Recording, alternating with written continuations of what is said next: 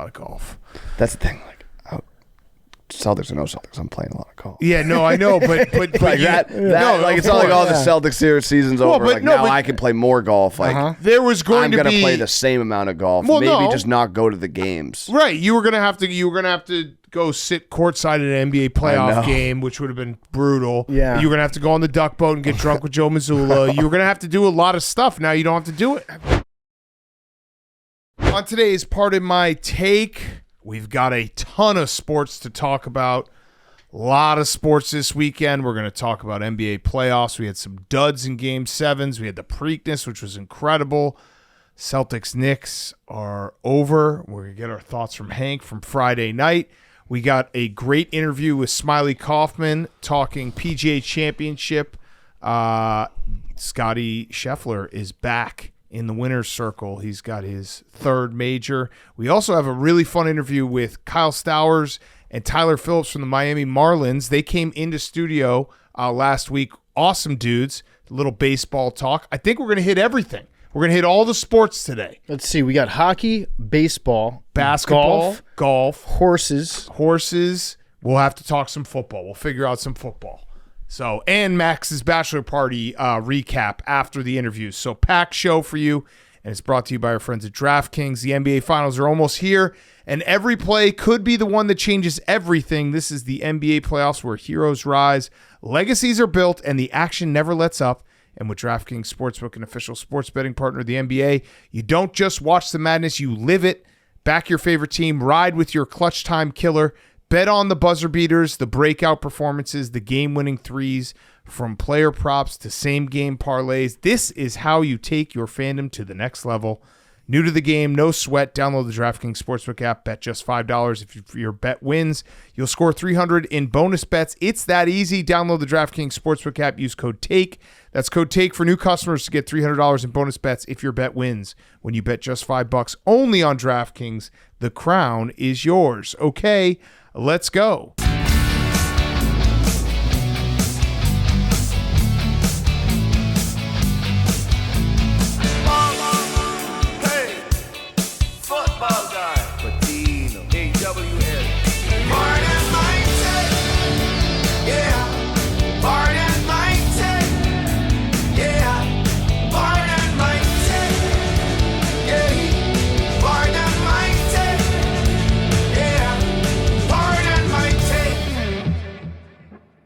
Welcome to Pardon My Take, presented by DraftKings. Download the DraftKings Sportsbook app and use code TAKE. That's code TAKE for new customers to get $300 in bonus bets. If your bet wins, you bet just $5 only on DraftKings. The crown is yours. Today is Monday, May 19th.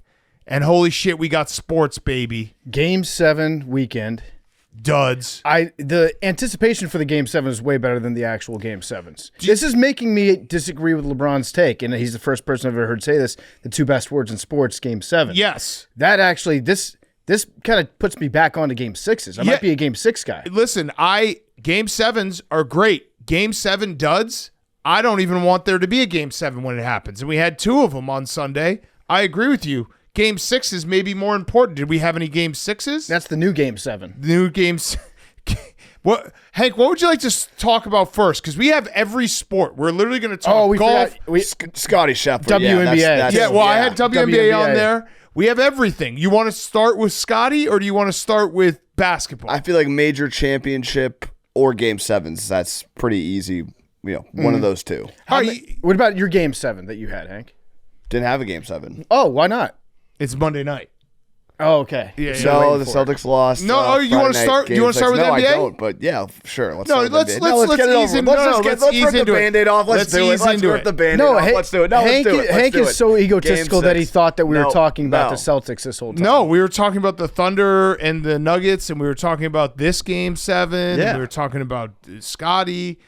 Let's wait. Okay. Let's wait. Okay. Great. Let's talk about the Game 7s today. Let's talk about the Thunder Nuggets. By the way, I should have started the show. Parity is back. NBA parity is officially back.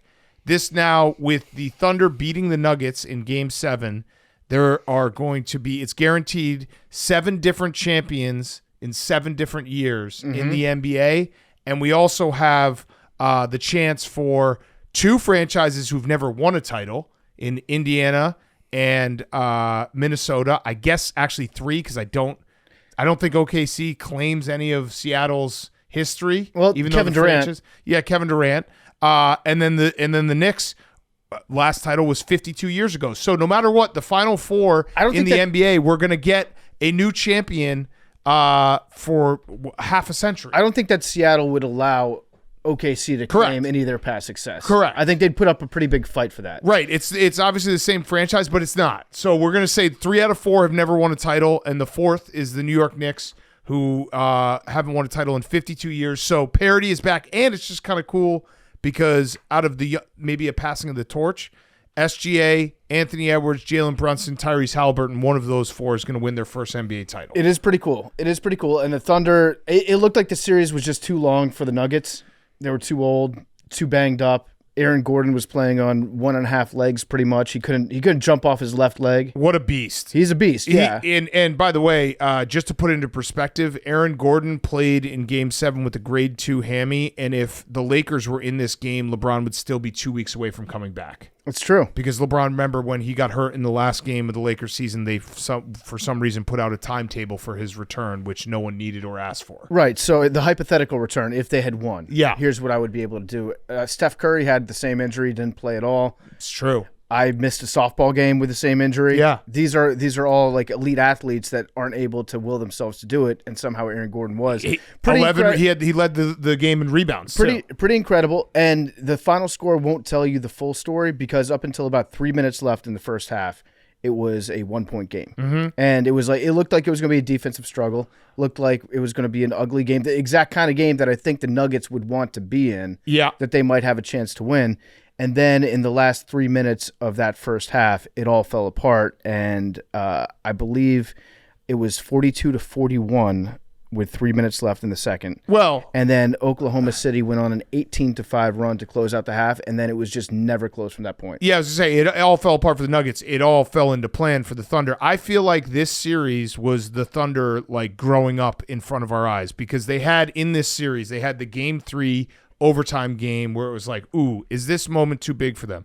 Then they come back, have the Game 4 and 5 wins, don't close it out in Denver, Game 6, and then even in Game 7, the way this game started, they were down 10 almost like instantly, and you're like, uh-oh, are they getting a little tight?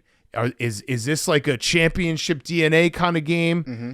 And then the Thunder again grow up, and like that's a game where they play defense. Like, I mean, it's insane watching them play defense. They are so good as a unit. Caruso is such a menace. There's a little bit, I know there's a lot of argument about fouls and all this. I enjoyed watching because I feel like Jokic and Caruso were going back and forth. Yeah. Like they were both kind of being very physical. And I do think the Thunder have a little bit of the Seattle Seahawks. There's our football talk of like they can't call everything. But Caruso was such a tone setter and so good. And I threw out there on Thursday night, I believe, that he's so underrated, and someone was like, dude, he's not underrated. He's, been all defense a couple times. And I was thinking about it. He is underrated because two franchises basically got rid of Caruso for nothing. The Lakers let him walk because they were cheap and didn't want to go in the luxury tax. And the Bulls didn't get a pick for him, even though they should have, because the Thunder, I think, have 7 billion picks. And Alex Caruso is like, their Thunder are great as a team, and Alex Caruso just takes that defense intensity to another level, and they are so fucking ferocious defensively. And shout out to SGA, because I feel like he grew up as well. He went games 5, 6, and 7, 31 points, 32 points, 35 points, and he went game 5, 52% from the field, then game 6, 68% from the field, game 7, 63% from the field. The best player on the Thunder stepped up his game when they needed him to. And they had their role players step up today. The Thunder are so good. They're such a good team.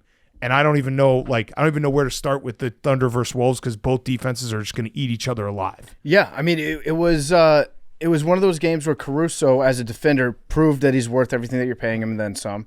And I feel like the games that the Thunder as a team do really well are the games where Caruso is not like a top scorer on the team.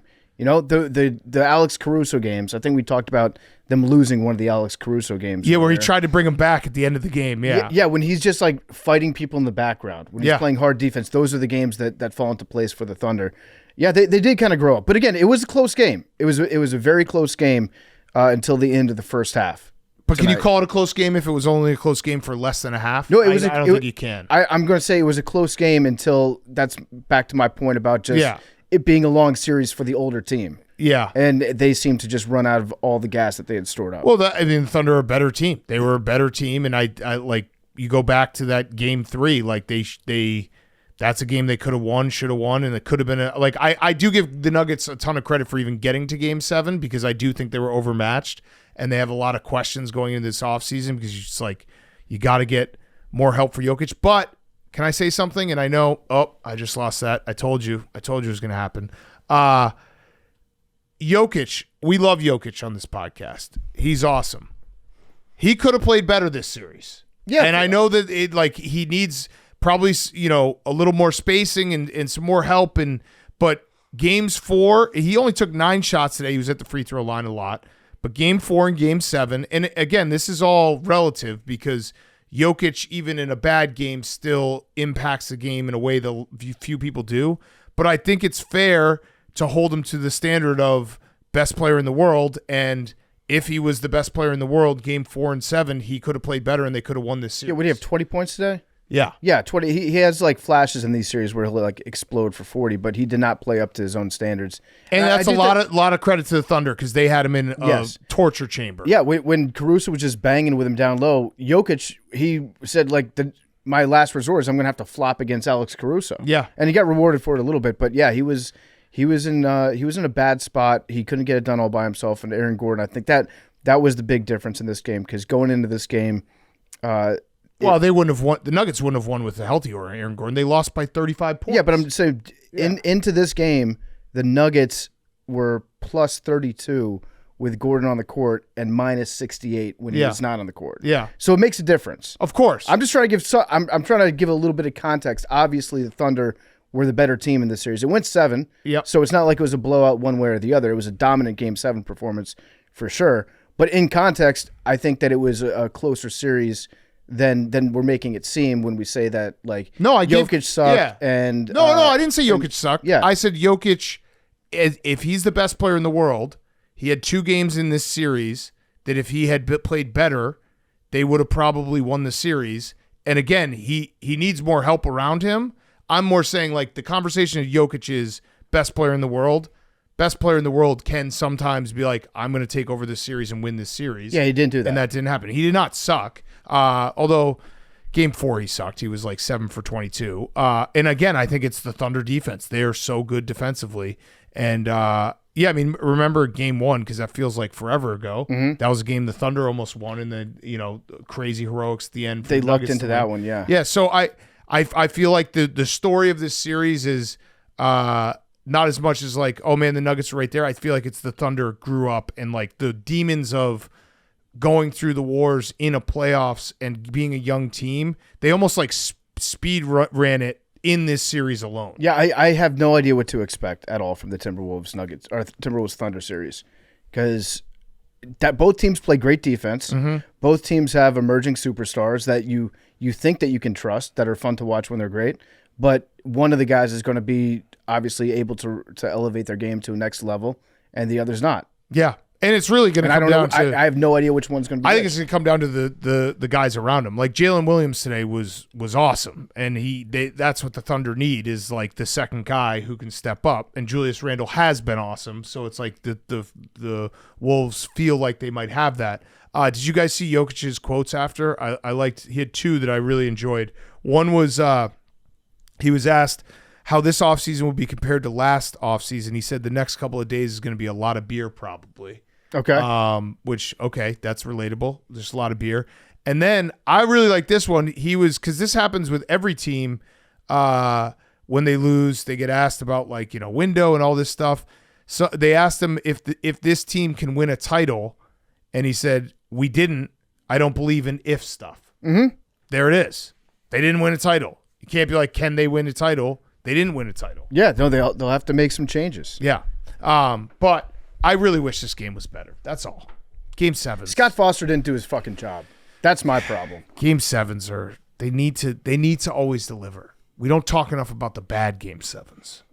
The bad Game 7s are the biggest bummer. There were a couple bad Game 7s today. Yeah. Although, credit to the Thunder, I want to say for anyone who had one TV, they did do a good job of like making a no-doubter at the end of the first half and in the third quarter so that everyone could switch to the PGA Championship. That's for one TV, guys. The problem was the PGA also became a no-doubter at the same time that the basketball became a no-doubter. Should we do our PGA recap right now? Well, we can do that. Yeah. I was going to say embrace debate, Big Cat.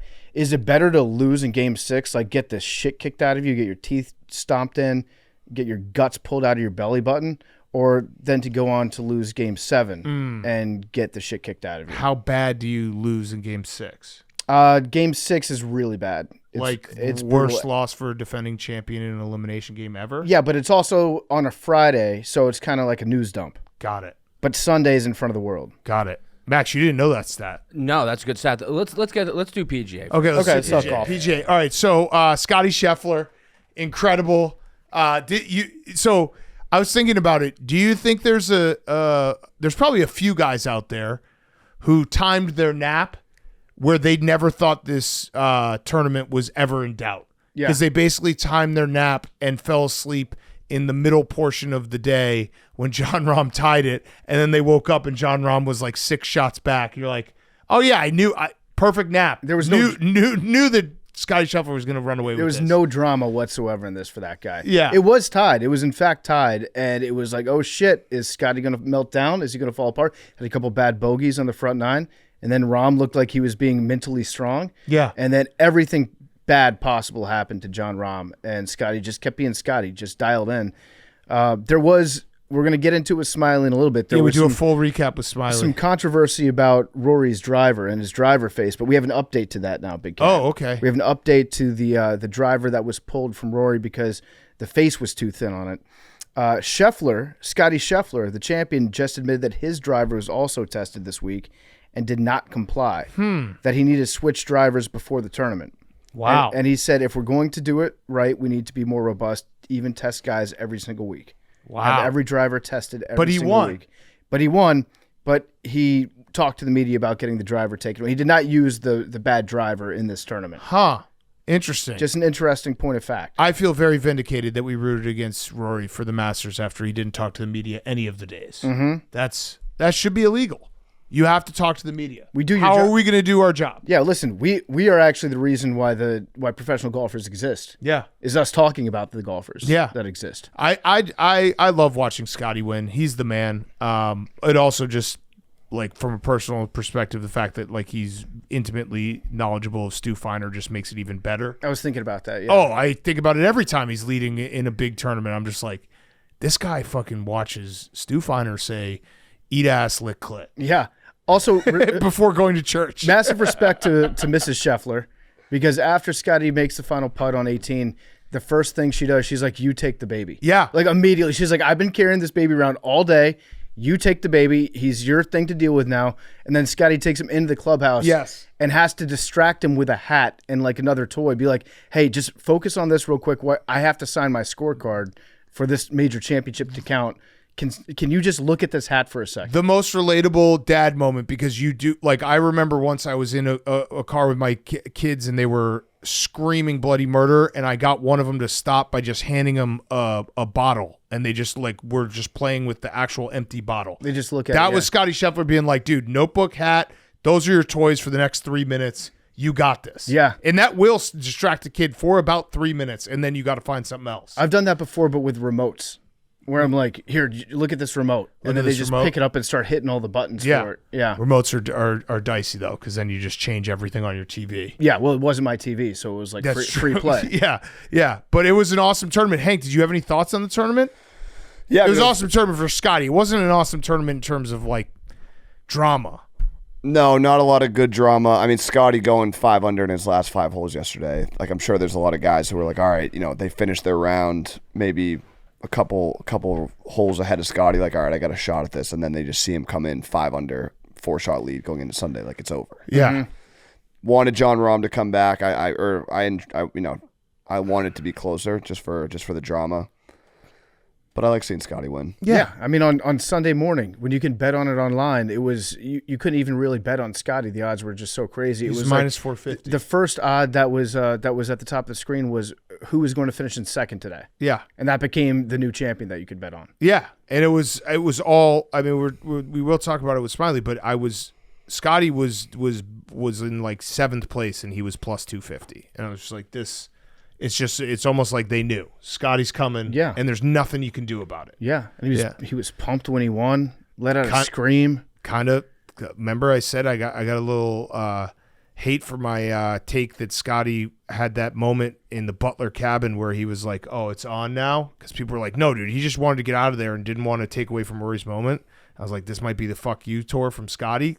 Looks like it might be on. He looks pretty good. Looks like it might be on. So Golden Slam, that'd be pretty cool. Yeah. Yeah. I've watched every major championship for the last, I'm going to say, 15 years. I'd forgotten that Scottie only won 2. Yeah. It felt like he had won 4, right? Because he wins everything else. I know he wins every other thing, and Right. he's won 2 Masters, and he's so dominant when he wins that you're just like, this guy's clearly the best golfer in the sport. I had completely forgotten that he had only won 2. I knew he had the 2 Masters. I thought maybe he had sprinkled in a PGA or US Open at some point. But yeah, this if there's one knock against Scottie Scheffler, how is he so good and he's only won 3? Well, here's the thing. The other part with Scottie is he looks like he's 40 years old. He's 28. Yeah. That's what fucks everyone up. And And you're just like, you see, he has looked like he's a 40-year-old man, and I don't say that in a disrespectful way. He just has he's kind of got like an air to him where it's like he's 12 years younger than us, and I would call him sir. What really His fucks first me one was up? 2022. Like, Yeah. it wasn't Yeah. that long ago. Right. He's only 22 major starts. He's won 3 of them. Pretty crazy. So he's only, what's his age again? He's 28. He's going to be 29 in a month. Okay, and John Rahm is how old? John Rahm is also a sneaky. John Rahm, I think John he's Rahm's 30. probably like 31. John Rahm is 30. Yeah, he's 30. So John Rahm is younger than Hank, Yeah. and Scottie is younger than Max. Mm-hmm. That's crazy. Yeah.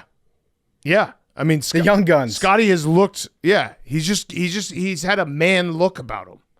I don't know what it is. I think it's the beard. It's the size. It's the size. John Rahm, same thing. Yeah, John Rahm's got one of those faces that he could pass as like 45, I think. They just got size to him. They got heft, density. Scotty's also just too mature for his age. Yeah, that too. Do you think we're going to get a period where Scottie just goes absolutely wild? No. You don't think so? I would say no. I think we're going to get a period where Scottie, like, What would that even entail? it would for be like Scottie? two bottles of wine. 2 bottles of wine. I guess, listen, we like Scottie, friend of the program, recurring guest. I guess you can't ever say no, because if you had the same conversation about Tiger Woods in like 2006, people were like, no way. I don't know. But that's the truth. That was I Tiger's think marrying supermodels. I think Scottie Yeah. is a pretty safe bet that he. I feel like Scottie has like 5 best friends that he gets fucked up with, and those best friends don't even tell anyone that they're best friends with Scottie Scheffler. Like, that's how good of like an inner circle he has. Yeah, if I was a sponsor, I would be just looking at Scottie Scheffler, like, take all my money. But you know what I'm saying? Like, Tiger did kind of ruin the whole. Everybody's good. Yeah. Everyone, no matter what, you're good to say that nothing will ever be bad about this. I mean, if we had this exact same conversation, Big Cat, a year and a week ago, and we were to say Scottie Scheffler lifetime odds to ever be arrested true. plus 500,000, we would True. say, yeah, don't take that bet. Yeah, this was his revenge. Yeah, it was. Yeah, Nike put out an ad, best golfer in the world, ? Guilty. Pretty good ad. Mm-hmm. Pretty good ad. All right, so that was PGA. Do you want to talk about? This game 7 just ended. Oh, Florida-Toronto? Florida-Toronto, yeah. Yeah, bad game 7. Do you want to do by the hockey? Well, this game just ended. All right, we'll do hockey. Let's do hockey. Okay. Yeah. Hank's just betting on that volcano in Yellowstone to erupt at some point before we get to the Celtics Just running recap. out the clock. Hockey, Leafs. Turns out it wasn't their year. Not their year. Panthers look great. The first period, Leafs were okay, but once that ref got his face caved in by a stick, everything just tilted towards the Panthers. And the thing about the Leafs is if you get 2 quick goals on them, they just crumble. Oh, yeah. They turn into the biggest pile of snot that you could see. I feel like, though, even in the first period, the Leafs were kind of holding on. Whereas like you saw the shots in the zone, like the Panthers felt like it was not a if, just when. And the Panthers are a better team than the Leafs. And they are. They just won a cup. They played perfect hockey tonight. This was about as perfect of a Game 7 as you can play. Doesn't help like Leafs fans dealing with this loss, but I don't think you can. This wasn't one of those Leafs choked, Leafs choked seasons. They played a better team and went to 7 games and lost. Yeah, Marchand turns out was a great pickup by the Panthers. Yeah. And then we also had the Stars. What team let him go? The Bruins traded him. Oh, okay. Traded him. We also had He owns Toronto. The Stars. Awesome. Stars are very good. They finished that in 6 against the Jets. Overtime winner to finish a series at home.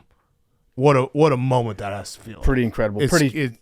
The barn was rocking. Pretty tough loss to bounce back from with a handshake line. Yeah. But you got to do it. Yeah. Got to do it. Got to always do it. And now I'm outside of Carolina. No offense to the Carolina Hurricanes, but after watching them play against your Caps, I don't like watching them play hockey. Yep, that's fair. I'm very excited for Stars Oilers. That's going to be awesome. And I'm excited that Biz is going to get his life back. And maybe we'll did you see? So we're going to have Biz on Wednesday's show to talk about the conference finals. Credit to TNT because they just let Biz do whatever he wanted. He was, before the game tonight, he had a candlelight vigil for the Maple Leafs. And he was lighting the Leafs, each candle being like, got to get Marner going, light the candle. Mm-hmm. If that was your first time tuning into hockey, you're like, this guy has lost his complete mind. Yeah. Listen, but it was great TV. He's like a fan, except he's only really been a fan of the team for a couple seasons. Yeah. But he's gotten off the deep end for him. I do think that the Leafs discussion is going to be interesting this offseason because they cannot come back with that same team. It's not going to happen. The Panthers are so good. They are. Bob was great. locked in. I thought for a second Oldie might have saved the Leafs going down to Florida for Game 6. That was bullshit that they kicked Oldie out. Did they actually kick him out? Because he shook hands with the police officer. Well, that's because he is the best at neutralizing any situation of anybody that I've ever met in my entire life. The cop went down there. He's like, hey, yeah, we've heard some complaints that there was a guy demonstrating side pouch up against the glass. We're going to have to kick you out, sir. And then by the time they got to the top of the steps, the cop was probably like, hey, you want to come to my kid's birthday? Yeah. You seem like a fun guy. I think he just got moved. I think his sections got moved. I don't think he actually got kicked out because he is that good. Yeah. He can neutralize anyone. What else, Hank? Oh, Preakness. I was going to say, incredible. I think the Mark Scheifele story of the Jets, that was some things are bigger than sports. Big time. His dad unexpectedly passed away before the game. He decided scores to a play, goal. Scored a goal. I know. Handshake line after the game was Waterworks City. That was one of the, best tears in your eyes handshake lines I've seen in a while. Yeah, that's unreal that he was able to do that. Yeah. To play in that game. It's crazy. Bigger than sports. A lot of things are bigger than sports. Yeah. Mm-hmm. Perspective. Did you watch the Preakness? I did watch the Preakness. Journalism, maybe the coolest stretch run there ever. He got he got form tackled. Horse form tackled. The guy that the caddy cheated, or not the caddy. Yeah, the caddy. Yeah, you got it. The caddy. The jockey. Yeah. Was that just haters? No, there was some bumping and grinding. Yeah, it's old school horse racing. They were elbowing each other. It's 1990s horse racing. Yeah, but journalism, it was so cool to watch the last 100 yards where it looked like he had nitrous in his ass. Yeah, he was going in a different speed than every other horse on the track. Yeah, the jockey was saying afterwards, I've run this type of race with him before. He has that ability to do it. And it was, I'm glad that he won. Look at me. Yeah, that's some old school shit right there. That's some bumping and grinding. That's some full contact horse racing right there going up to the 18th fairway. Yeah, it was fun. That was a fun race. You enjoyed it? Yeah. Were you happy for journalism? Yeah, I love journalism. Journalismist. You love all of it. Mm-hmm. Yeah. Did you guys see that foul on Angel Reese? Well, let's save that. Let's save that. Yeah. Should we talk about Friday night? The boat? The boat? Dumbo? Yeah, that was crazy. That was Saturday night. Yeah. The Mexican boat that ran into the Brooklyn Bridge. I think a couple people might have died. That was pretty sad. But Hank brought it up, not me. Yeah, you said it was awesome, right? Yeah, you said it was I said awesome. it was wild. A couple people died. Yeah, a couple It people was not. died. Never said it Hank. was awesome. It was not awesome. It was a Mexican Navy training ship. It's an insane video. There's a lot of stuff going on with ships running into bridges these days. Insane video. What do you think about that, Hank? I know. It's sad. The first person I thought about, this is sad, the point that Hank's broken my brain, but the first person I thought about when I saw this video was Hank and what kind of dots he's connecting to try to pull this all together. Yeah. So what's your theory? I don't know. They're saying they lost power and just floated into the bridge. Yeah. That's scary stuff. Speaking of Bridges, Mikal Bridges plays for the Knicks, He does. and that was Friday night. And that's where the video is from. That was Friday night. Should we talk about that game? Did you guys see the Joe Biden? Let's see how many things you can get. Yeah. Empty the clip. Go ahead. Yeah, Joe Biden has cancer. Hope he's okay. Former president. Yeah. That's, Yep. Prostate stage 4. What else you got? Paul Skeens struck out Bryce Harper. Yep. 3 fastballs. Yep. Okay. Power move. Okay.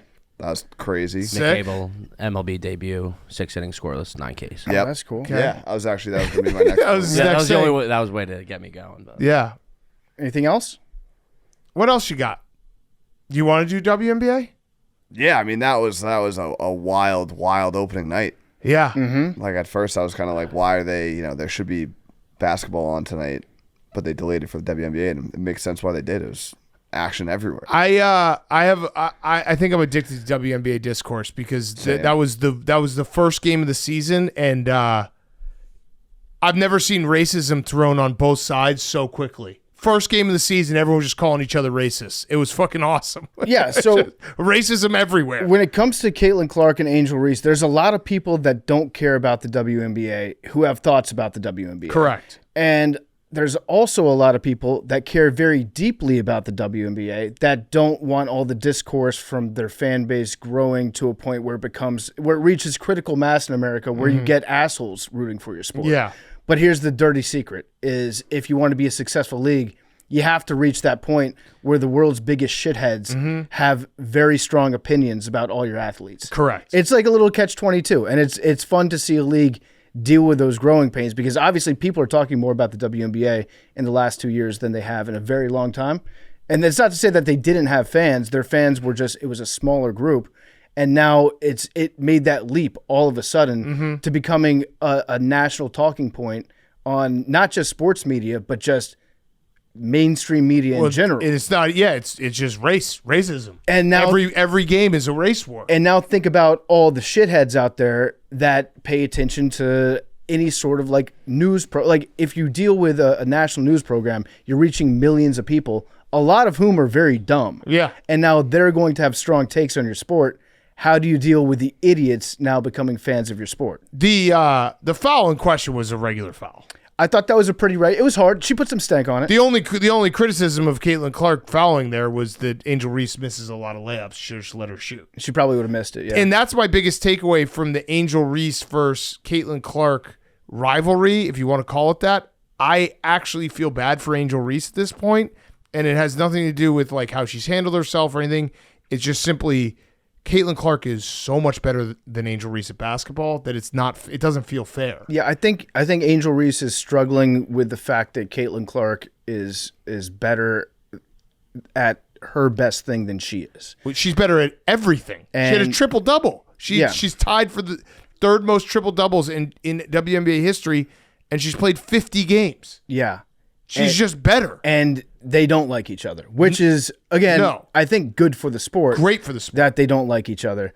But then how do you deal with having a bunch of weirdos out there that now care very deeply about your sport Yes. without trying to actively push them away, which is also a mistake. Right. To But push away the attention that your sport's getting. do you agree that, like, in a weird way, I feel bad for Angel Reese in the fact that she wants a rivalry and she has history with Caitlin Clark, but it's nowhere near equal footing in terms of play, and it's like almost an awkward fit. Like Caitlin Clark needs a different rival because this one is just not fair. Yeah, well, the thing that she does have, and I think this actually contributes to why she's really not having a good time with all the Caitlin Clark publicity, is the fact that they did beat Caitlin Clark in the championship in college. Correct. So she's got that in the back of her head. Now she's struggling to realize that, oh shit, she's way better than me. Yeah. Yeah. And that's The tough. triple-double is tough on opening night. And she's not going to be able to get over that. And racism by everyone. Racism by We had the there was LeBron congratulating Caitlin Reese and people being like LeBron's Caitlin Clark. or Caitlin Clark, Caitlin Reese. Thank you, Hank. You're really sharp today. You're welcome. Thank you. LeBron congratulating Caitlin Clark, and everyone's like, LeBron's a sellout. And then our guy, White Boy Rick, saying Angel Reese is dribbling at her chin and then saying he's racist. And I was like, I love all this. Everyone's racist on both sides. I do love Angel Reese getting all those rebounds off her own missed layups, though. Yeah. It's fun to watch her miss like 4 in a row and get 4 rebounds in a row. Yeah. That's good basketball to me. I can't remember the last story where we've had the equal claims of racism on both sides, and it's like, guys, we're talking about basketball. Yeah, it's like what are we even doing here? But people have just gone nuclear, and it's just so toxic that I'm addicted to it. It's like Angel Reese is Caitlin Clark's Achilles heel. Yeah, yeah, that was mean. Is it not? Yeah, no, it is. I think it's mean. I think it's valid. But it was mean. You want to talk about Paul Skeens again? No, I mean a little more, not as national sports podcast, but local to us. Chicago Cubs swept the White Sox this weekend. Mm-hmm. PCA's the man. They're hot. Cubs are hot. Yeah. Everyone's talking about it. It's all the city's a buzz. Yeah. Mm-hmm. Cubs fever. Mm-hmm. That was at the game on Saturday. I love PCA. I'd die for PCA. Do they call it a Subway Series here? No. What do they call it? It's just White Sox versus Cubs. Okay. Subway. I mean, it is Speaking connected. of the It is Subway connected series, by a subway, but I feel like Subway Series in New York, and it's the L. They actually had a Subway Series this weekend too. That's right. Yeah, people are mad. Oh yeah, you got that? People are mad at Juan Soto. Both sides are mad at Juan Soto. Yankees Crosstown fan. Classic. They tried to do a trophy. I don't think they have it anymore. The Crosstown Classic trophy. It was so sad. It's a hot dog. When both teams were not good, and it was like they literally had a trophy, and it was just like, what is this? It should be the bean. The bean should be their trophy. Take a The picture of it Crosstown afterwards. Cup was so sad. But yeah, Yankees fans are pissed at Soto because he left and they booed him. I actually like They might Soto's still do the response Crosstown to it, where he just tipped his hat to all the booing fans in right field. Yeah. He was just like, yeah, bring it on, bring it on. And then now Mets fans are mad because he didn't run out of the batter's box. Yeah. And Yankees fans doing we're turning our back to him. That was kind of weird. He doesn't care. Yeah. Also, he doesn't really do anything. He doesn't really owe you anything. No. Like, why is Juan Soto the bad guy in this situation? Yeah. By the way, Max, he's looking out Crosstown Cup. The best part about the Crosstown Cup is the tiebreaker would be who won it last year. So there was a year where there was no winner. It was like 3-3, but it was because the team had won it last year. They get to keep the cup. It's fucking so stupid. I love that. So stupid. All right, Hank, what you gotta? I mean, what else you got? I think it's time. It's time. It's time. It's time. It's time. I mean, we have a video pulled up of everything that Hank okay. has said. I I wanna- don't know if we want to start. I want to start with giving the Knicks their flowers. Same. I think we need to give the Knicks their flowers because I think that's appropriate because the Knicks are, shout out Knicks fans, they have gone through a lot of shit. They've seen some really bad basketball for a lot of years. I think there was a lot of weird gatekeeping going on Friday night because Knicks fans were going crazy in the streets and like guys on billboards.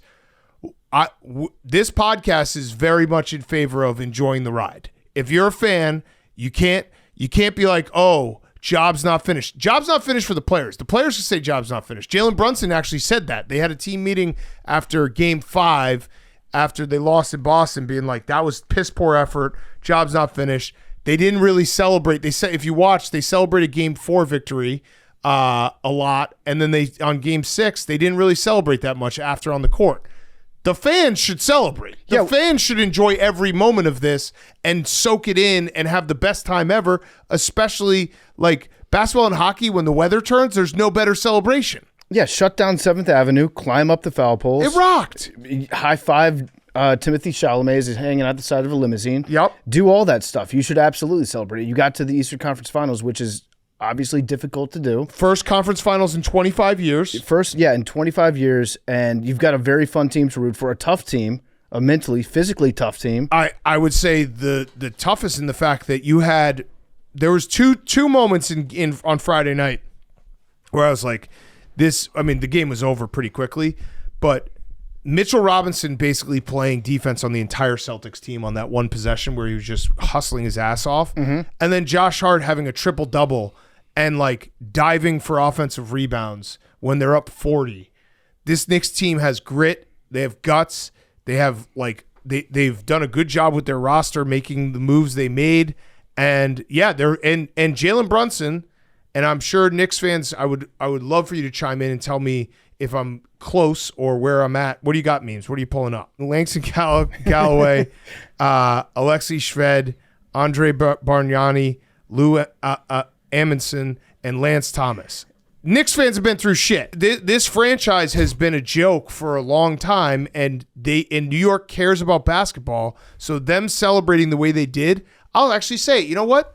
My only critique of New York on Friday night, you didn't go hard enough. I think you should have gone crazier. I think that you are well deserved to celebrate this. Absolutely. As a New York Knicks fan, and the team is fun to root for. They're so fun, in fact, that I find myself rooting for the New York Knicks, which is crazy when you think that New York fans, they're also Rangers fans, they're also Yankees and Mets fans. It's insane, but this is a likable team. Yeah, and New York, somehow New York has become the underdog. Well, we like living in New York. You know that like the Knicks, and it happens when there's split teams everywhere in a city, like New York, where there's Mets and Yankees fans and Jets and Giants fans, but New York is the one team that everyone gets behind. You know what I mean? Like, so the city does feel different when the Knicks are doing well. We didn't even get to see it. We saw a couple like runs, but Knicks fans, do not apologize for anything. Go as crazy as you want to go. Fucking talk any shit you want to talk. This is the whole point of playoffs and watching sports and watching, Langston Galloway, 6 years ago, 7 years ago. This is the whole point, is that you get these moments and you should embrace it and enjoy it as much as you possibly can. 2 years ago, your main focus was Charles Oakley getting kicked out of MSG for trying to fight your owner. Yeah. Now you're in the Eastern Conference Finals, and I appreciate also that New York did not give a shit when the Nets were good. No, they're like, we don't care. No. But the Knicks, now that's the stuff. No, I remember I walked out of I went to the Game 7, the Kevin Durant foot on the line game, Bucks Nets, and walking out of that game, there was like a crossing guard who was a Knicks fan. He was just talking all this shit to the Nets fans. He's like, You guys fucking suck. And everyone's like, dude, the Knicks suck. He's like, I don't care. At least we're not the Nets. Yeah. I have a question, though, and I'm sure, Memes, you could chime in, but I want to hear from Knicks fans as well. I think Jalen Brunson is already a top 5 Knick. I think it's not. I think it's the list now is Patrick Ewing, Willis Reed, and Clyde Frazier. And like then it's like, yeah, Earl Pearl, and then like Melo is somewhere in there. Obviously, Lynn Sanity has a special place in Knicks fans' hearts, but I think he's a top 5 Knick. He might be top 4.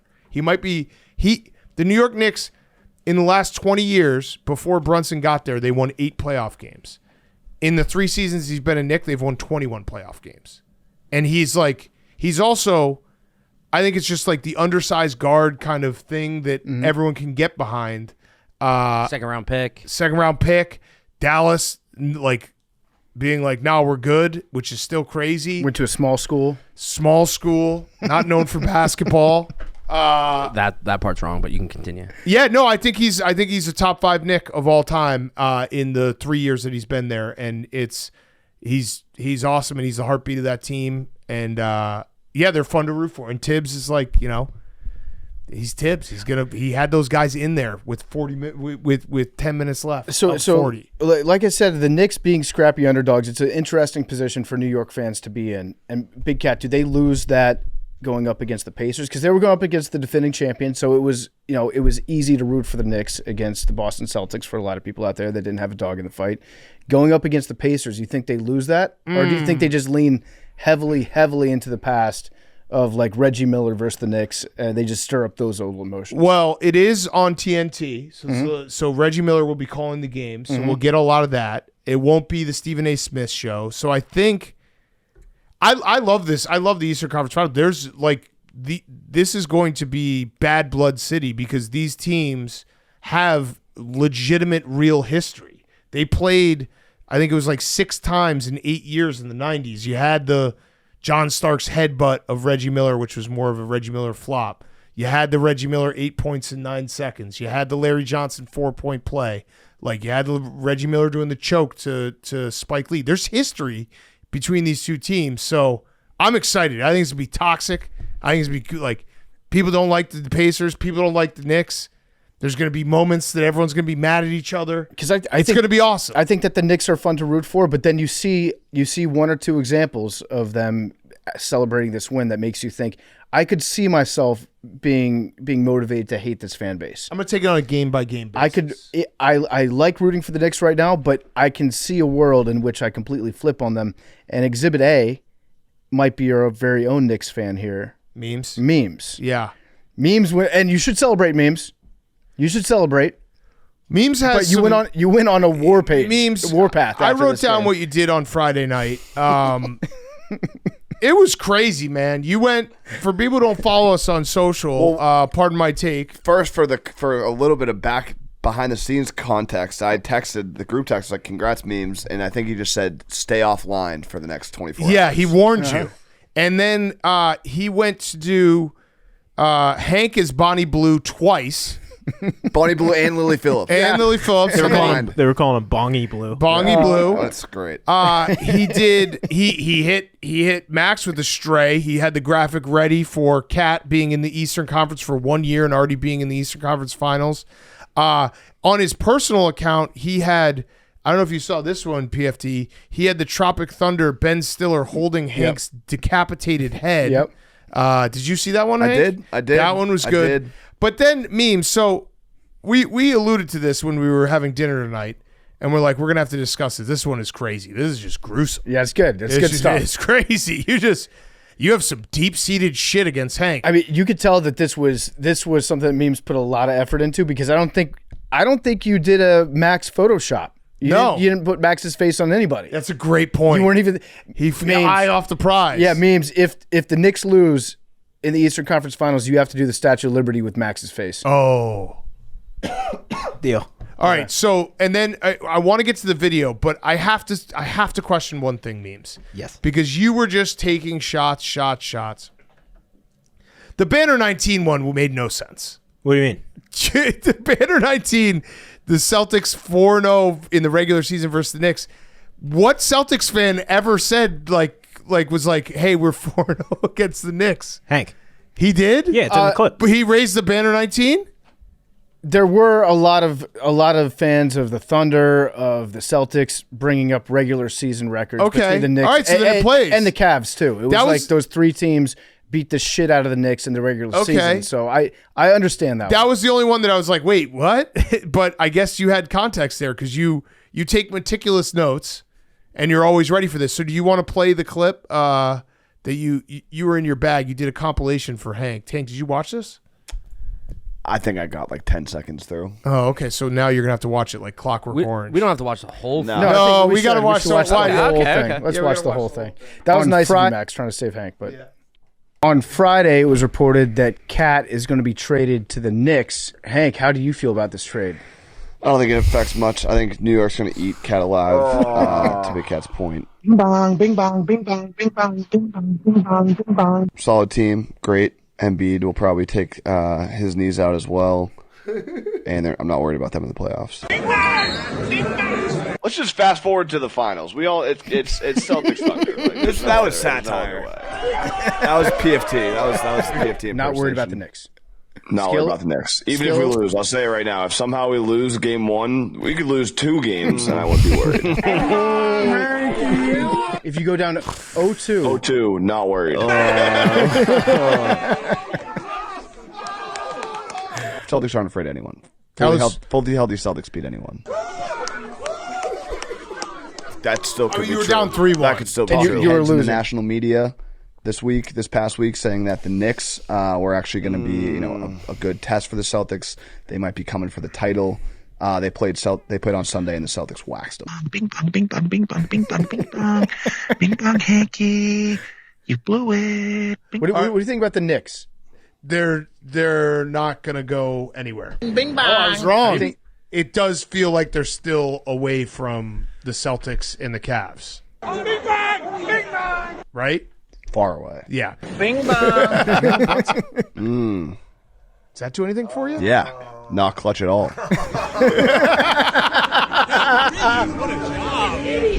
Hank, when you say that Stop. you have Let's the stop Knicks, this do you have part. the Knicks, or do the Knicks get you? Because after the game, the Knicks fans, they were outside MSG, and you know what they were chanting? What? We want Boston. We want Boston. We want Boston. Yeah, they don't have a choice. Yeah, but so they got you. I think we have an amazing perimeter defense. I think we're going to lock them up and make other players beat us. And the Knicks don't have those players. Bing bong! Who's got the better Jalen? Celtics. Bing bong, bing bong, bing bong, bing bong. I feel good. I'm happy. I said I wouldn't be worried if they went down 0-2. They came out. They showed what they needed to do. I feel like that's going to be. They're going to win this series in 6. Oh, so that's it. It's it for the Knicks. Yeah. Listen, I didn't think the Knicks were going to be in the Eastern Conference Final, but Hank, you never. Let's talk about this from your perspective. You never led this series, and you also called this series over twice. I did. I got a little bit ahead of myself. When I said that I wouldn't be worried if they were down 0-2, I didn't think there was a chance in hell that they would lose one game, let alone 2 in a row. So that didn't look great. And then, yeah, I mean, obviously before the injury, I felt good about our team coming back. Yeah, they probably still would have lost Game 4, even if Tatum was fully healthy. So that was wrong too. I give credit to the Knicks. Like Jalen Brunson, the most incorrect take in that clip is me saying not clutch at all. He is unbelievable.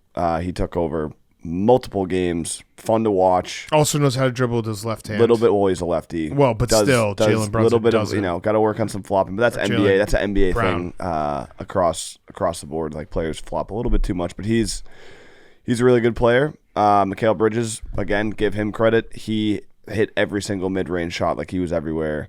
Hit shots when he needed to. And the Knicks beat us. I think the talking heads in the national media saying the Celtics might be better without Jason Tatum clearly, got shown to be complete idiots and fools. 1-1 without 1-1. That's a good point. 1-2 in the playoffs, Yeah, they lost to the Magic. In this series, 1-1. but 1-2 in the playoffs. What about when we started the playoffs? You said over under 2.5 losses before the finals. You said take the under. You ended up having Was that in one series or was that the full 5 playoffs, Big Cat? losses. 5 losses. So you had. Yeah, well, I did say multiple You did. times. Hey, credit to you. You went 6-5. And I went said 6-5. I said if the Celtics are fully healthy, they're not going to lose championship. That obviously, we lost one of the best players in the league, in the world. So it's tough to come back from that. We did our best. We'll always have Game 5. That was fun. But now the offseason's here. It's sad. It's end of an era. A lot of people being really mean online. I don't let that get to me though. I don't, everyone has to deal with it. But people were nasty, memes especially, Jerry O'Connell especially. That's fine. You gotta, heavy is the head that wears the crown. Yeah. No longer, unfortunately. Well, no, you still do. Yeah. There's not a new champion You have yet. the crown. No. Let's It's talk like more about the offseason. The crown is dead. Like the king is. We're in what's it? Conclave. We're in conclave territory. Do you think? Can I ask you this question? Yeah. Are the Knicks a better team than the Celtics? The Knicks were the better team than the Celtics. They are a better team than the Celtics. Yeah, I mean, I'm not going to argue that. Because I was right wrong now. too. I did not think the Knicks would be in the Eastern Conference Finals. They have greatly. I don't want to impressed say me. the S word again because it got taken as an insult. Say it. They're scrappy. Like, Yeah. It's They're a pat the on the head. scrappiest team to get to the Eastern Conference Final. That was so cute how you guys beat the shit out of us. Yeah. Yeah. Good for you. What happened Friday night? Let's talk Friday night because it somehow this series not having a single show night was crazy. We had Monday, Wednesday, Friday that was the whole time. unfortunate. That was really unfortunate. I mean, the game they came out so flat, so flat. I think there was just a lot of pressure, and shots weren't going in, and the Knicks just dominated. Second quarter, it was over. Like the way they closed the first half, they're down 27 at halftime. It was over. It was never even like, I think the first quarter was somewhat close. We stayed in it, but after that second quarter run, it never felt like we had a chance of coming back. Yeah. I still live bet them like 5 times, but Oh shit! I think that this was great for the Boston-New York rivalry. I guess, yeah, because it's a rivalry now. Yeah. Yeah, it's back. The Knicks have woken up. Yeah. What do you think about Cat? Cat was wearing a Fuck Boston shirt today. He was. I mean, I respect. I respect that. I respect that shirt. It was That clip of Cat after too. talking like he's from New York. Well, he's from New Jersey, yeah, but yeah, he might have changed the tone of his voice changed a little. Yeah. No, it's good for the rivalry. It's good for the rivalry. You know, it gives the guys some fire in the offseason. If the Knicks, go on to win the championship, it'll give them even more fire. It's good for the rivalry. And, we got to just get better in the offseason and try and get back next year. So about that, because I'm kind of glad in this way that we didn't have a show on game night. Now you've had some time to process it, and you've really thought about how bad things could look next year for you personally. So where do you see this team going this offseason? Max just nodded and went like this. Good point. No, Kyle. Wait, Hank, we'll get to you in a second. Max, how good was that point that I just made? Great point. Just went like this. Point. Yeah. You went like this. Yeah, because it needs to be talked. Because there's a lot. Listen, credit to the old owners of the Celtics because they did what I think most of us would have done, which is let's just give out some fucking contracts before we sell the team. We're not going to have to pay him, and then somebody buys the team, and now you're talking luxury tax. You're talking all these superstars, all these great players. New owner is a Boston guy, so maybe he kind of just does the same thing where he's like, "Fuck it, let's just do whatever it takes to win." I thankfully, unlike the Sixers organization being a dysfunctional shit show, the Celtics are a great top-down organization.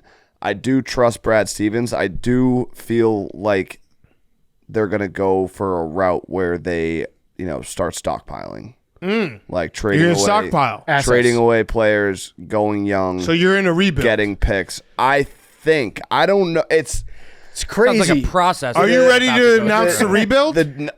It's crazy to say. I'm not a math guy. rebuild Someone on. needs to figure out how we can keep Jaylen Brown and Jason Tatum and still have good enough players around them to compete.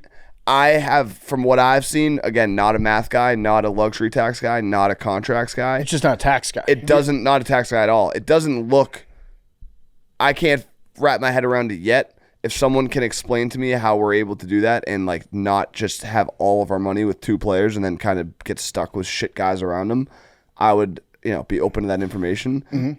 Max has a We question. keep talking about these two players. Are both of those players playing next year?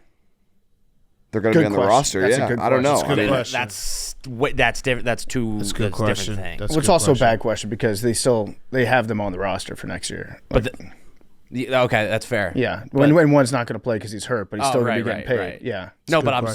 saying you don't know how. can't win if the player's not playing. What do you think about the allegations that the Sixers are in a worse spot than the Celtics are?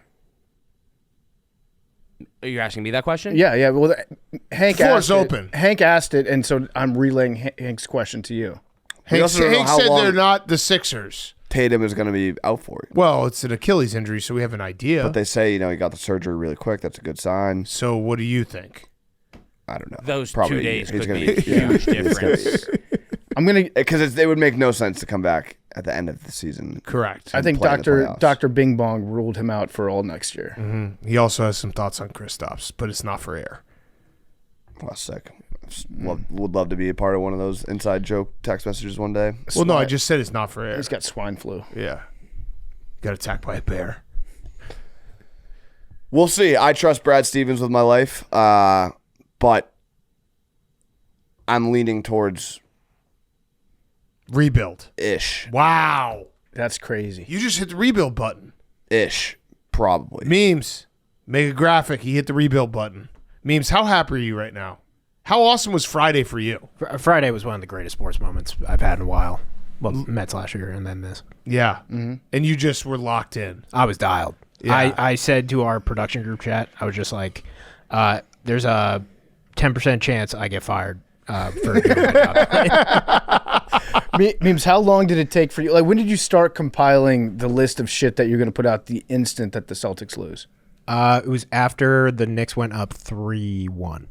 Okay. I texted Pug and Jack. I said, go back to October 2nd and get the cat take and then start compiling. That's pretty reasonable. And to be fair to Hank, It was a good clip. It was to good, take good work. Hank's side just a little bit, when Hank said that he would not be worried if they went down 0-2, he never actually thought that they would be down 0-2. Yeah. No. So it was really easy for him to say that in the moment. As someone who's been on the other side of one of those memes joints, they hurt, but it's also like a hat tip. Like, you did your job, man. I also respect, like, as much as I want to chirp, and I do still want to chirp, I respect the fact that, like, memes does his best work strictly fueled by hate. Oh, yeah. Yeah. Like, that's not, like, if it wasn't the Knicks or it wasn't me, no one's doing that much work to go back and make that clip. No. If the Knicks beat the Pacers to go to the NBA Finals, it's not going to be. It's going to be like, yay, It's Knicks going to be a in the graphic. finals. It's going to be graphic. The 2 Bonnie Blues was a bit much. Yeah, the first Bonnie Blue, Bonnie Blue, I gasped a little, and then when I saw Bonnie the Blue second and the, what's the other? Lily Phillips, when I saw the second Bonnie Blue hit the tower, I was like, oh my god. And it didn't even make sense. I think we could have used all of the Bonnie Blue. Do you have a Bonnie Blue that you kept in the chamber? No, it was just the 2 Bonnie Blues. Is there any that you kept in the chamber that you would like to release right now? Because then people can see it and then hear this point in the podcast. No, the 2 Bonnie Blues I felt was the line. Yeah, but you don't have anything saved? No. Anything that you were like thinking about? Because you didn't even put this one on the main, the Ben Stiller, Hank decapitated head. Yeah, I felt that was too graphic for the Bonnie Blues. Hank, you look hot as Bonnie Blue. I think it looks hotter as Lily Phillips. Hank, all right, spin zone time. Summer's kind of opened up. Doesn't matter. But summer's kind of opened up. You don't have to Games go. were at night. Don't have to do the duck boats. Don't have to make any trips to the wood. Keep your hair. Extra golf. No, I was looking forward to the skullet. I've been planning out the skullet with my Give it barber. to us anyway. I might because that's maybe a little bit too cocky. But I've for the last 3 months I'm like, let's keep the back long. I got to get a skullet.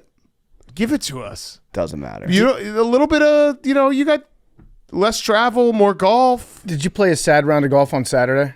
I played. No, I did not. That really affected What'd you you then? do Saturday? I just went out. My cousin was in town. Nice. At the bars. What did you do on Friday? Friday I golfed. But Friday night. Friday night I just sat on my couch, sad. I Staring feel at like the TV. all of the losses I've just been on that couch. It's been a sad couple weeks for my couch. Yeah. Do you regret not going to the New York office and streaming there?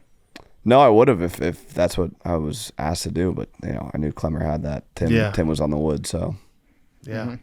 also memes. Clemmer Meeks. Maybe Meek the filth. biggest piece of shit move memes did was Dave. Like I said, Dave threw me under the bus saying that to Chalamet, being like, "This guy called you performative," and I said in real time, "I'm like, I don't think I said that. I don't remember saying that." Then I texted the group text. I was like, "Memes, I say this," and he just responded, "Yes." So I said that. I was like, "Yeah, my bad. I did say that. I don't remember it. I said it on the show. I don't remember saying that." And then after, I was like, "Can I see that clip, by the way? Because I really don't remember it." He's like, "Oh no, you didn't say it." That was fucked up. So the Chalamet rivalry, he just dominated you. Yeah. Yep. It's over. Guy's got it all. He's got it all. I'll give a hand up. Chalamet, you got me this time. I But I'll bet be you. back. I bet you he doesn't have a sad couch. No. probably got an his awesome couch. Yeah, his couch. couch He's is probably fucked on, fucking yeah. awesome. Yeah. So at least you got that over. Yeah, no, it went from me and Dave to Bad Bunny and like the best night ever in New York. Like the clip of him in the limo is awesome. Yeah, he's the man. Yeah. Yeah, I love that he actually cares about his teams. Like Yeah. you can tell that he Yeah. really does. brought up Chris Duhon. That's what I knew. He's the man. Yeah, there's the old picture of him rushing to Grand Central to get free pictures or free tickets from who is that? Mari Stoudemire. No, it's like Landry Fields. Landry Fields. Yeah, it's great. So, all right, reset button, rebuild button. That's it. Yeah, just hopefully our new owner is like Daddy Warbucks, like part 2. Is that Billy Strings? Do you regret calling this series over twice? That you were never leading? Yeah, yeah, I do. The 2-1 was probably I got a little ahead of myself. Yeah. And then I will say, like, I was fully, I was in full denial and just really just trying to procrastinate things after the Wood game 5. I was probably overextending myself. You didn't want Game 6 to happen. You didn't want to get to Game 6. I was just so happy with how things went in Yeah. Game 5, and I want to just bottle up that feeling forever. Yeah. What would you do this offseason, Hank, if you owned the team? Golf. If I own the team, I would just Golf. spend a lot of money. Yeah, Yeah. A lot of golf. I'd blow it all. A lot of golf. That's the thing. Like, Celtics or no Celtics, I'm playing a lot of golf. Yeah, no, I know, but Like that, like it's not like the Celtics season's over. but Like no, now but- I can play more golf. Like there was going I'm to gonna be play the same amount of golf. Well, Maybe no. just not go to the games. right. You were gonna have to go sit courtside at an NBA playoff know. game, which would have been brutal. Yeah. You were gonna have to go on the duck boat and get drunk with Joe Mazzulla. You were gonna have to do a lot of stuff. Now you don't have to do it. Have you looked up golf courses in Indiana because you're like, we might be playing the Pacers. Let's see if there's something close by. No, I did not do that. He could have gone to games there. Yeah, that would have been cool. Oh man, Would have been cool. I'm excited for Pacers Knicks. I'm excited for how much golf Hank's going to get to play. Yeah, That's Max, how are you? Max is mad. Max was mad that it was a Friday night game. Yeah, no, it's bullshit. This isn't the same reaction that we would have gotten on Friday night. Nope. Friday night. No shit, dude. We would have got tears. It would have been so embarrassing. You would have been so upset. It's bullshit. You had 2 days to not even think about it. That sucks. But I am happy that you're fucked and the Celtics are fucked going forward. And But that's the thing. We're gonna be back sooner than the Sixers. Oh, let's start another clip. Start the Yeah. clip. Start a new clip. Yep. Start the because clip. everything that you say is wrong going forward. The booth has They have your number right now. I fucking this hate is the the booth. booth's revenge. Yeah, You're like, this you keep sucks. calling me a loser. This I sucks. literally just won a Super Bowl. He's got you there, Dude, it's been a while since Hank's been right about anything. Oh man, this is brutal. The booth. Hank has never been in this position where the booth has owned his ass. No, yeah, it sucks. It fucking sucks. They're laughing. They're having the time of their life. This is why you lift all those weights, boys. This is why you stay up till 4 or 5 in the morning editing the podcast for this moment. This is That's probably the last time like Boston was like good. Actually, that's not true. The Celtics just won. We'll cut that. all right. Max went too long. I have one last question. Just a thought starter question. Then we'll do who's back of the week. We'll get to our interviews. So the Knicks fans going crazy was awesome on Friday night. I think the Knicks might be the number one city to proverbially burn down in a championship. And I was thinking about this. So obviously you could throw in the Browns or the Lions or the Bills, but those teams play winter sports. It's definitely different if you win a Super Bowl, like it just is, versus winning an NBA or a Stanley Cup and it's nice out and everyone just takes to the streets. The only other one I could think of is the Toronto Maple Leafs. That was gonna be my. Yeah. Maybe. I would definitely put the Browns on there, even though it's the wintertime. Their river catches on fire. Yes, that for city is sure. very flammable. I would also say Montreal. Because Montreal has a culture where it's like you riot after good things happen to you, like in Europe. But the Knicks might be number one right now of city to proverbially, but not actually burn down, but like just the most chaotic scenes possible after a championship. What would be great about New York is that you get snippets from like 7 different neighborhoods. Yeah. All celebrating in their own crazy ways. Yeah. I will say that I have given some thought about the rest of the playoffs. Yes. Oh, this is good. This is a big announcement. Wait, you said that you weren't going to watch the rest of the playoffs. I will. No, I will. Even I will say after. I'd hope so. We have a sports podcast. Yeah, no, I know. And after Tatum's injury, like watching the games, I was just kind of like, damn, I am just watching this as a neutral fan. I don't think we're going to play the Thunder or the Nuggets or the Timberwolves. Like, I will be rooting for the Knicks to win the Eastern Conference. Ooh, that's huge. And I will be rooting for the Thunder, Alex Caruso. Really, the only connection within the world is the Thunder. He's super fun to watch play. Great recurring guest, friend of the program. Loves golf. I'm pulling for him. I literally texted Caruso after Game 7. I was like, dude, you're my playoff team. Yeah, you personally are my playoff team. Yeah, as I was watching, I was like, yeah, fuck yeah, Caruso. Like, guy's a man. I hope he wins. Yeah. Yeah. So yeah, it's Thunder over Knicks. Yeah, because I want the Knicks to get their heart broken. Oh, that's very mean. I think Knicks. I now am. I'm not betting. I'll be betting on the Knicks. Definitely game 1. I think I'll go game by game after that. But it would be crazy. Like you can't. How can you bet against this team? I'm now in the like mindset of any of these 4 teams. I really do. I could see any of these 4 teams. I think the Thunder are probably the best team still standing. But if you flash forward and you tell me the Pacers, the Knicks, the Wolves, the Thunder all win the championship, I'm like, yeah, they're really fucking good. I think it's a good place to be. It's a fun Final Four. That it really feels chaotic and awesome. And someone's going to have a championship for either the first time ever or the Knicks' first time in 52 years. Yeah. Knicks could absolutely win the title now. Yeah. It's crazy that the Cavs and the Celtics. You should have put that in man. the memes. Injuries, man. PFT laid the death knell when he was like, "Can we just fast forward the Eastern Conference to the Cavs and the Celtics?" Yeah. I said all these other teams, get the fuck out of here. There was the Celtics. I'm bored with it. I was also egging Hank on a little bit with that. But the ESPN analyst, this is now the 3-0 for him. Yeah. So they all picked against the Timberwolves against the Lakers. They all picked against the Pacers against the Cavs, and they all picked against the Knicks against the Celtics. Yeah. So if you get that graphic going, Yep. you know they're about to be wrong. Yeah. Memes and I both said Knicks in 6 before the series started. There you go. And Only 2 media members. Yep. That counts. That the counts. booth is up. The booth is up huge. All right, let's do Who's Back, and then we'll get to our interviews. We got 2 great interviews. Smylie Kaufman talking more golf, and then an awesome interview with Kyle Stowers and Tyler Phillips from the Miami Marlins in studio. So it was great hanging with those guys. Who's Back the Week is brought to you by our friends at Truly. We love Truly Unruly Lemonade. It combines the high alc fun of Truly Unruly with everyone's favorite lemonade. It's the official hard seltzer of Pardon My Take. Lemonade let loose. 8% ABV, 100% delicious. 4 supercharged lemonade flavors: Bumpin' Blue Raz, OG Original Lemonade, Punched Up Pineapple, Wild Pink. Level up your lemonade with Truly Unruly. Find Truly Unruly Lemonade at a store near you or visit trulyhardseltzer.com. We love it. It is summer. It's going to be golf season. It is golf season. Truly Unruly. Let's get unruly this summer with our lemonade. Like I said, the Bumpin' Blue Raz OG Original Lemonade, Punched Up Pineapple, and Wild Pink.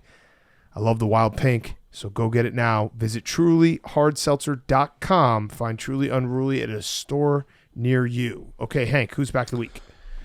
My Who's Back? I emptied the clip. Yeah, you trying got to nothing. filibuster. I'll go because I'm looking at it on the screen right now. The Librarians, the next chapter. They're showing these commercials in all these games. I can't believe it's a real show that is being made. It looks like This is the best Who's Back dumbest ever. fucking show of all time. Is this one where Nicole Kidman's like a shrink No. or This is a something? movie. Have you seen the commercials though? It's like looks like I don't think it is Lin-Manuel Miranda, but it looks like him. Yeah. And it's like a bunch of action hero, superhero librarians. A guy Oh that my looks God. like Lin-Manuel. Look it up. I can't tell if it's him. I literally think I'm guessing that he wrote the show or something and was like, let's get an action double of myself.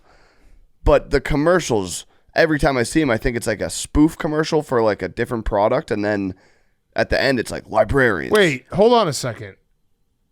Rebecca Romaine is in it? Is she? Yeah, she's a star. She's a star. No, she's not. Yeah, Damn, no, Hank. she's not. She's first listed. Damn, No, Hank. she's not. How could you? No, Oh, wait, shot. this is the Librarians 2014 TV series. Okay, Oh, okay, yeah, all all right, right. all right. That would have been crazy. That was season 1. That would have been crazy. Wait, but is she in season 2? I don't know. I hope not.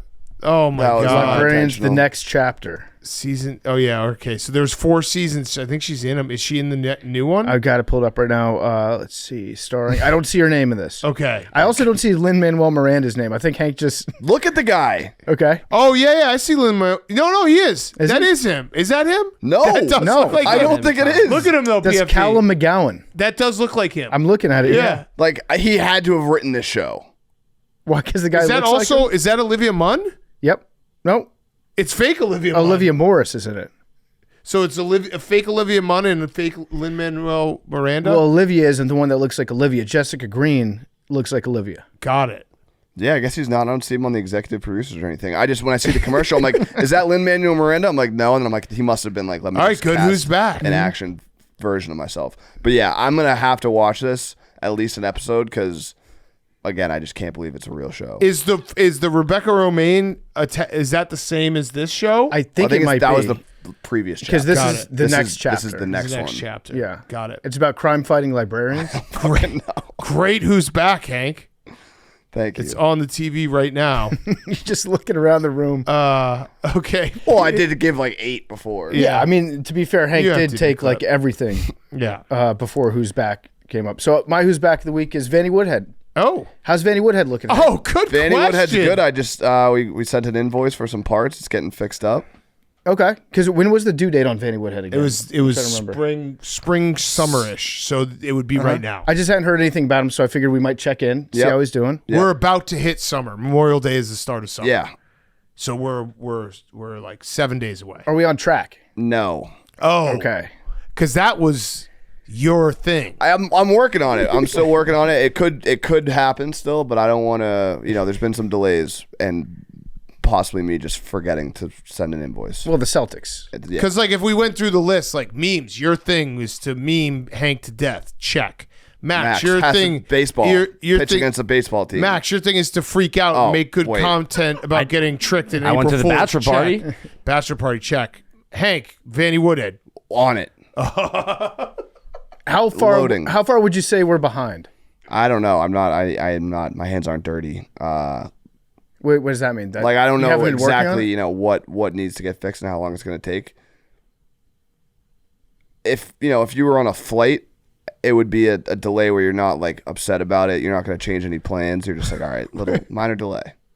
Okay, so Like they're just fixing like a light in the bathroom. Or So we shouldn't be looking for alternative routes. no, so it's no Okay. longer springish summer. it still It's could be. solidly summer. Never say never.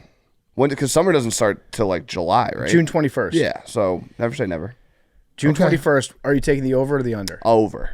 Okay. yeah. Okay. But it's you would have taken the Celtics going into the series. Like anything can happen in this game. Yeah, I would've taken- yeah. So you're saying we get an upset and Down Vanny Woodhead 0-10. would be you probably ready? get some good value on Okay. on the under. Okay. All right. I have two who's back. The first is Giannis because he did a Q&A while everyone's wondering where he's going, and it was very funny because he was answering. I think Giannis people were asking him very loaded questions. He was answering them honestly.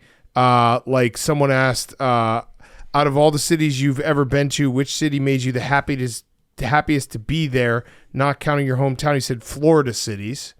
He said, what's your favorite city to play in on the road? He said New York. He said there was something else about, I think there was something with Texas or something, but he's basically just throwing red meat at the internet, being like, here you go. And I think he's actually being genuine. Like, I don't know if he's doing this on purpose. Florida cities. Yeah, Florida All cities. Florida cities. All Florida Even Orlando. cities.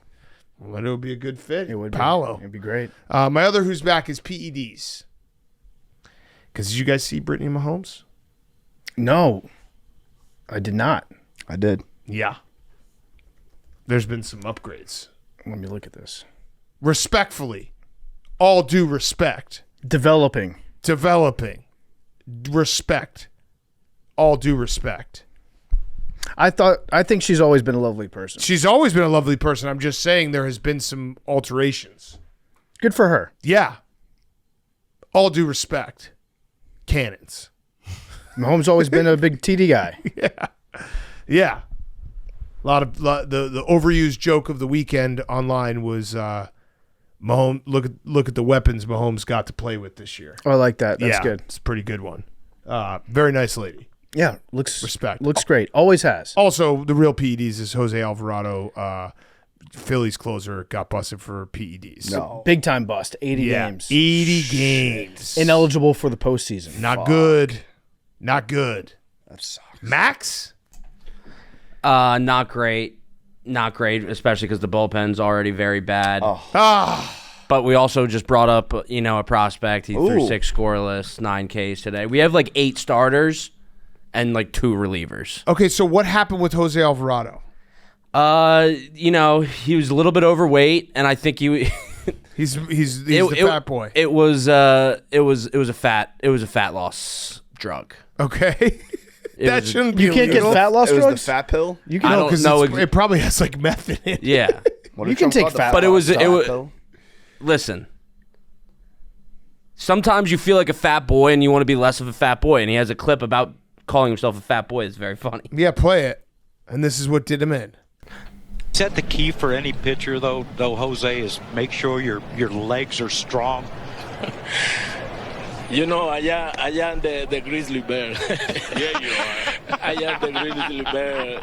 I got, sometimes I call to my people in the clubhouse. bro, I feel like a fat boy. You know?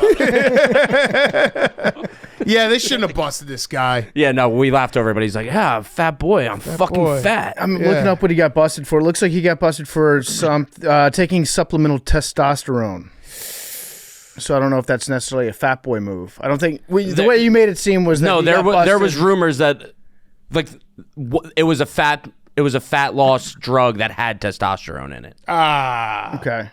got it. But I actually believe him that he was not trying to do it in a steroids way. He was just trying to lose weight.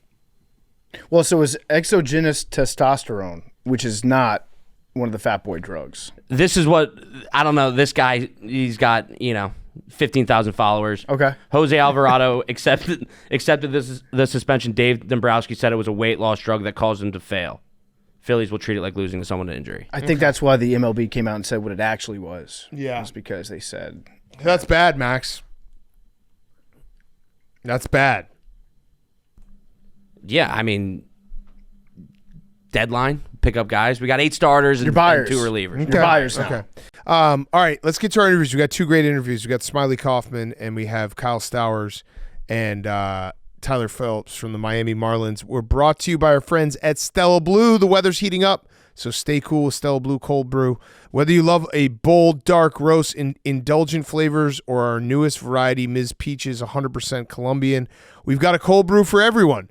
Better, fresher, cold brew at home in just 3 easy steps. Steep, refrigerate, enjoy, and the best part, every purchase helps homeless pets find their forever homes.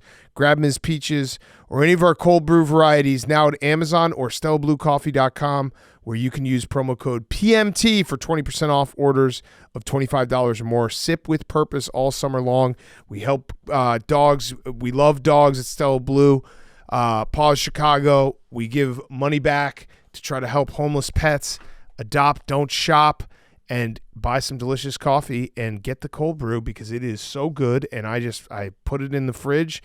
Every Sunday night I get home, put it in my pitcher, 3 in the pitcher, water, fridge. Got it for the whole week. It's awesome. Great way to start your day, and the Ms. Peaches blend is awesome. We have it in a bunch of different blends, so go right now, StellaBlueCoffee.com, or find it on Amazon. We're also brought to you by our friends at Game Time.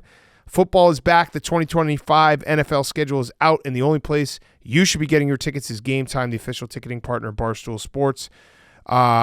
We're planning our fall schedule, circling games we want to go to with killer last-minute deals, all-in prices, views from your seat, and their lowest price guarantee. Game Time takes the guesswork out of buying NFL tickets.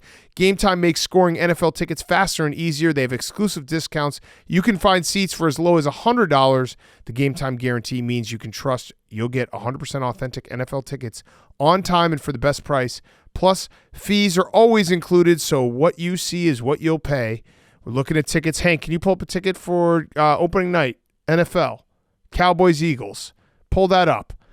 Take the guesswork out of buying NFL tickets with Game Time. Download the Game Time app, create an account, and use code PMT for $20 off your purchase. Terms apply. Again, create an account, redeem code PMT for $20 off.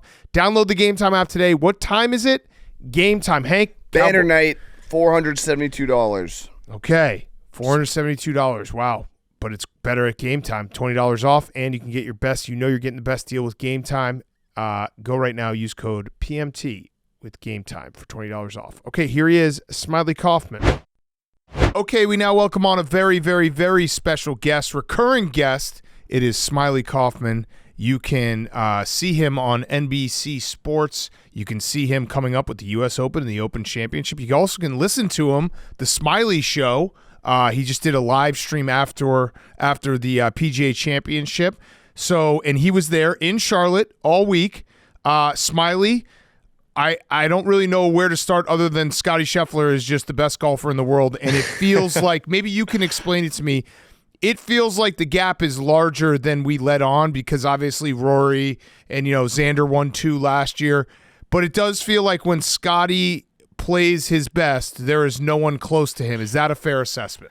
I think we're back to regular scheduled programming and great to be back on with you boys and always enjoy coming on. Yeah, I mean, guys, Scottie Scheffler, it's absurd what he can do with the golf ball. And I think maybe most of us and maybe members of the media were blinded a little bit by the Grand Slam with Rory McIlroy at the Masters and Augusta National, and just how important that was, not only for Rory's legacy for the game of golf, but even after that, I'm thinking, oh gosh, Rory could potentially win the next 6 majors in my head. And I'm just somehow forgetting about how good Scottie Scheffler was over the past couple years. And then Scottie Scheffler goes to the Byron Nelson, wins by, 8 shots at the Byron Nelson, then shows up this week and gets the job done. It didn't ever feel like it was going to be a 5-shot win in the end, but there was a lot of drama that happened over the last couple hours that made it kind of a boring ending, but a very exciting hour or two in there, just not knowing what exactly was going to happen. Yeah. Did we see a little bit of that emotion from Scottie as he won? Like, you guys forgot about me? Is this bad boy Scottie that we got to see drop the gloves? Because, I mean, he made that putt on 18, spikes the hat. That's an outburst the likes of which we've never even imagined from Scottie to throw his hat on the ground. And everybody was like, oh, my God, I can't believe this guy showed emotion. How rude was that, right? I mean, we're trying to play golf out here. It's a gentleman's game, and he's out here throwing his hat around in celebration. But to me, dude, PFT, this guy's a competitive psycho. It's unbelievable how this guy is wired, but he's got this soft side of him too, this like emotional dad side that any dad can relate to. Just at any moment, he could cry, and you just don't know when it's going to happen. But then, when he's playing and before he gets to that moment where he gets emotional, he is legitimately just a competitive freak. He never gets out of the zone. Oftentimes when I'm out watching him out on the golf course and walking the grounds with him, I know when to stay away and when he's not going to talk or when he's not going to joke around. And he was in the zone today, and it was fighting it on that front 9, guys. He had all these left misses going, and you're thinking to yourself, is Scottie going to blow this today? Yeah, yeah. There was that moment where Jon Rahm tied him, and it was like, oh man, is this really going to happen? And then Jon Rahm completely like melted down, and Scottie just kind of stayed steady throughout it. I want to go back though, the start of the tournament, and obviously, the odds don't tell everything, but I thought it was crazy because on Friday, I believe it was, I was looking at the odds. Scottie's in like 5th or 6th, and he's probably 4 strokes back. And he's by far the favorite to win the tournament.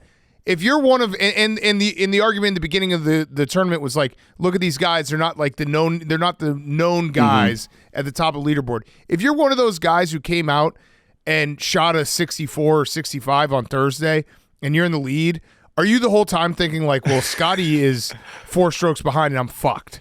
Hopefully those guys aren't going to look at the odds boards after they're 65 on a Thursday. But dude, I mean, Scottie was plus 450, I think, coming into the week. I believe he still had the shortest odds. And then after his 2-under round on Thursday, he moved up. Like you said, he was still 4 strokes back of the lead.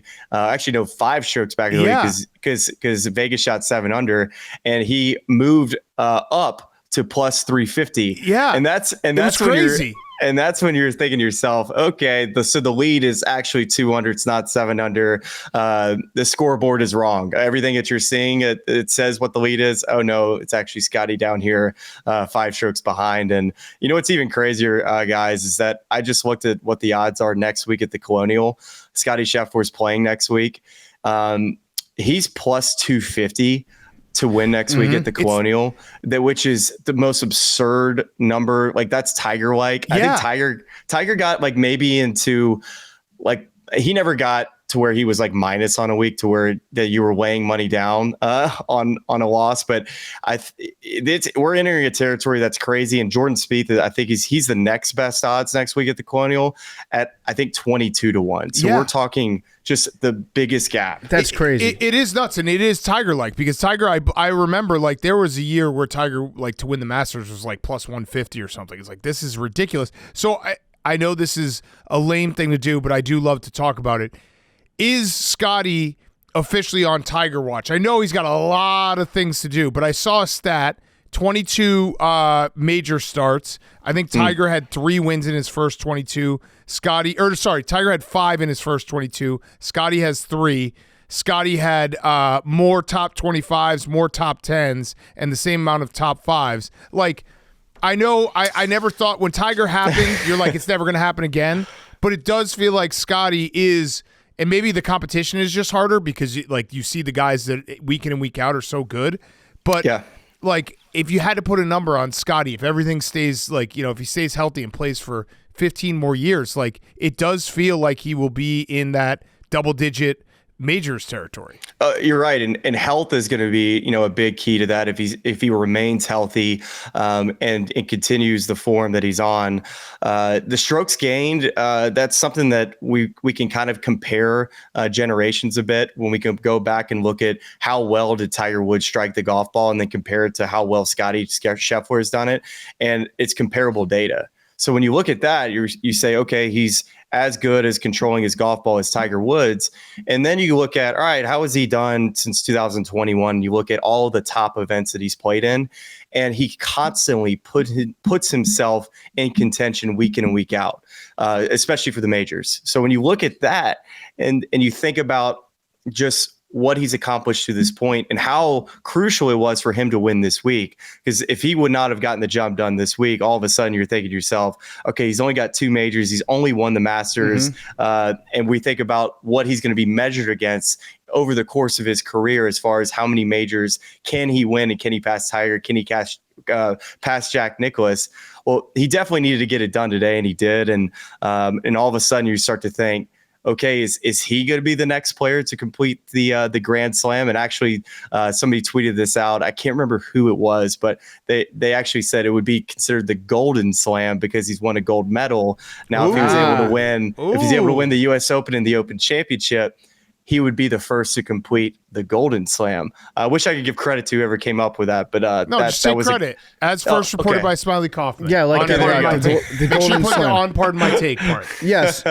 So I was looking at a bunch of the stats that you were kind of alluding to, and he's on all these lists with Tiger and Jack Nicklaus, as you mentioned, the only golfers to win 2 Masters and a PGA before their 30th birthday. Like, you can look at the stats, and I'm a little bit upset at Scottie because it was going to be fun to say that he's just a Masters merchant, that he's like Rafa Nadal, and he can only win at Augusta, and he doesn't even bother like competing in the other majors. So we can't talk about that anymore. But when we're talking about strokes gained and all this data that you brought up, where can you see that? Where can an average casual golf fan watch him play? Like, was it Saturday this year where it's like he's dealing with the same conditions as everybody else, but he's just hitting the ball that much better? Oh gosh, man. I think he gained like 8 strokes down the stretch over the last 5 holes in the round yesterday.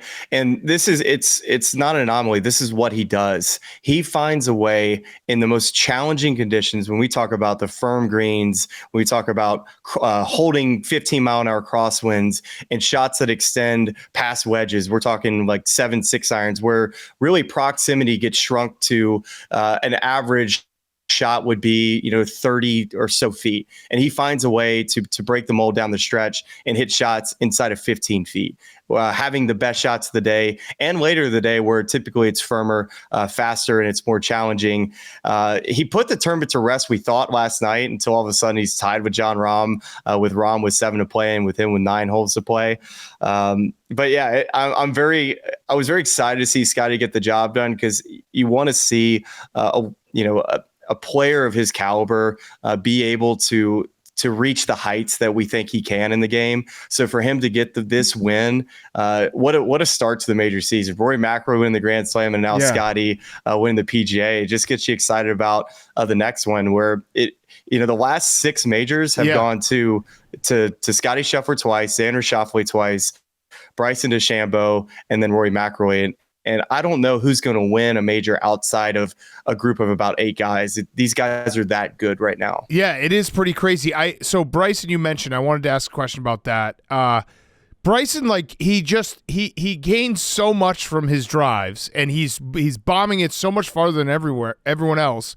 But then it feels like his iron play was just all over the place, and his putting wasn't there. Is there a fix for him, or is it like, no, dude, he's like, in the last 6 majors, he's been in the contention in pretty much all of them. It will happen again for him. I think I talked to you guys after the U.S. Open last year when he changed to the bulge-faced irons, which is just it's so awkward to say as a technology in the game of golf. But there's so many weird sayings in the game of golf that bulge-face technology just kind of fits right in. And with Bryson, apparently he was talking about this after the round that it's adding extra curvature to shots for him, and he really only plays a draw, and he hits it so high up in the air. Where the difference between, I think, him and Scottie Scheffler when it comes to iron game is that Scottie Scheffler has the ability to always make his golf ball fly straight, and they both hit it just as high. They hit it, if you're looking at them both hit an 8-iron, they're both of the same apex. But Scottie Scheffler with crosswinds can hold a right to left wind to make the golf ball fly straight, where Bryson DeChambeau, for the most part, just plays a little push draw shot. So right to left shots are going to get overemphasized to where they go too much to the left, where Scottie's ball is always landing softer on the greens because when you're fighting up against a breeze, it's adding spin to the golf ball and it's going to make the ball land softer, where Bryson doesn't hit many shots where he controls the trajectory and brings it down. So it's something that he 1000% needs to improve on. But he hits it so good off the tee, and his short game around the greens, his putting, his chipping, his bunkering is all at such an elite level that at major championships, he's always going to be in contention. Right. Yeah, right. I saw this was from John Sherman. He was watching the round today, and he said that Scottie came out with his club face too closed. But as the round went on, he found a way to manage it, and that he'll go down as an all-time great because of his face control. So I think Hank a lot has terrible face bad control. face control. The worst face control. Yeah, like he's both got golf and real resting life. bitch face is what he's got. So Scottie had resting bitch face today, but he learned how to smile through it somehow. Is that something that you can see on a broadcast? Like, can you tell he's figuring this out as the round goes on, or is this something that you say when you're watching it to try to sound smart? Yeah, I think Randy Smith, Scottie Scheffler's coach, after Friday went on the range with him, and they were Randy was basically holding his hips and working on getting his hips to turn correctly. Yeah. So part of that helps with sequence and just knowing how to clear out at the right time. And I would say earlier this year, Scottie's biggest issue was a left miss, and it came out a lot of times in pressure moments. What you've been dealing with will come out, and that's kind of what Scottie dealt with on the front nine. And you're right, PFT, his face control is absurd.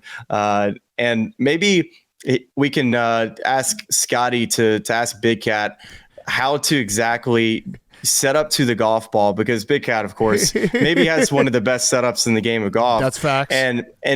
And you, I would say, probably struggle to clear your hips through the golf shots as well. And I would say that maybe Scottie had watched you play too much golf recently heading into Sunday, because the knees were locked, the hips weren't clearing at the right time, and maybe just watching too much golf podcast or YouTube content. Yeah, Hank I never clear my hips. No, and Hank does have an issue with not being able to close his face. Yeah, the big time. All right, so I want to talk about the course real quick. Well, actually, no. What's up? Explain to me the driver saga that happened this weekend. They test 50 people's randomly their driver, and apparently Scottie used his backup driver, still dominated. Rory used his backup driver, was a baby, and didn't talk to media. The only reason it's a story is that Rory didn't talk to the media the entire week. So I think people were upset that Rory wasn't just making himself available, especially coming off of a Grand Slam. And typically is one who always is one to talk to the media. The only time really that comes to mind was, of course, after the U.S. Open last year, where you can't blame the guy for not wanting to talk to the media. Oh, we did. Oh, you did? Okay. Yeah. I mean, he peeled out. It was he almost ran over six kids in the parking lot. Yeah. I just feel vindicated that he didn't talk to the media, because we rooted against him at the Masters. I feel a little vindicated. But what's up with the testing of the drivers? So it's kind of interesting, because there isn't exactly a protocol that tests the entire field, which you would think if you're just like a casual fan, you would think that they would test every single player's equipment. So that it's not just random. You just want everybody to be playing under the same conditions. And so that was the conversation, where was people asking the question as well, was Rory's driver, was it conforming the week of the Masters? And so I think that's why the narrative of Rory not doing media kind of got overblown, because his driver wasn't conforming for the week. It to me, it was a big nothing burger, but I think people just wanted just to hear Rory's thoughts on it, because typically he gives so many thoughts on a lot of things in the game of golf. So what does that mean, though? What is conforming mean? My understanding was that the drivers, as you use them more, as you hit more shots with them, the face gets thinner. And That's so right. then as like through natural wear and tear, as the face gets thinner, it becomes almost a springboard. Yes. Because the face has a little bit of give to it. So it could be something where it's not like it's a driver that he got from a store. Like he didn't see an infomercial for like get 20 extra yards out of your drive. I did that. Yeah, with his fake driver. But it was like just through overuse. And the same thing happened to, was it Schauffele a couple years ago at the Open? Yeah, no, it happens all the time. And you explained it perfectly. You know, when guys' face gets thinner, typically that's when you start to hit it the furthest. And you'll start to notice maybe a little bit difference in a ball flight at times. And all of a sudden you'll look down at your face and then it's cracked. So that's a lot of times what players are looking for, is if their driver face cracks, especially if they start hitting shots offline. But the protocol, there's a certain way they measure it, and apparently it doesn't take very long for the fact that they could measure the entire field's clubs week in and week out, but for whatever reason it's randomized. It just seems like a situation, just hire more people, just so where you just know everybody's playing under the same conditions every week. Now, You should test every driver. Should that be on the players? Like, do the players monitor how their driver looks at all? Because I wouldn't think, like, unless there's a crack on your driver and there's something screwed up about the ball flight, I wouldn't think that most players are like self-reporting, hey, can you check this? I think it might be thin. You know, when I was playing on tour from, this was probably 15 to 2019, I can think of maybe one time that I remember my clubs got checked. Maybe my caddy was asked to get them checked and took them over. But me personally, I don't remember it happening. But when I was talking to some journalists in the media center this week, they said that from 2019 up until now, that they've kind of activated a little bit more to where it's being tested more frequently. And even that number being a third of the field being tested, that number, it seemed high to me. I always thought it was closer to like 10 to 12 guys being tested week in and week out, which really didn't ever really make a whole lot of sense to me anyways. So what I'm taking away from this is Rory had an illegal driver. He was a baby about it, didn't talk to the media, had to use his backup driver. That's why he sucked. But that also means that he had an illegal driver at the Masters. Asterisk, he needs to still win the Masters to complete the Grand Slam. So you're going to run it back. That's what you're saying. That's all I got out of this. It sounds like the driver was at its best in the playoff. Yeah, right? Correct. Okay, so here's the spin zone I'm going to throw at you guys, is that I watched him play at the Philly Cricket Club last week, and he hit that driver, that same driver that was non-conforming, that he had to take out of the bag. He hit it pretty bad. Like, he was not hitting fairways with that driver. Well, yeah, because it probably cracked. It was probably right before it cracked. Okay. Yeah. All right. So there you go. Maybe it was already non-conforming. Yeah, Who knows? the most non-conforming of his driver was at the Masters. At its peak. That's what he I'm going won to the go Masters with. with his thin-faced driver. I got another question about the course, because there's a lot of mud ball talk this week. Oh, mud ball. Mud ball. Mm-hmm. So Shane Lowry, I loved his he took it out on the course. He beat the course up.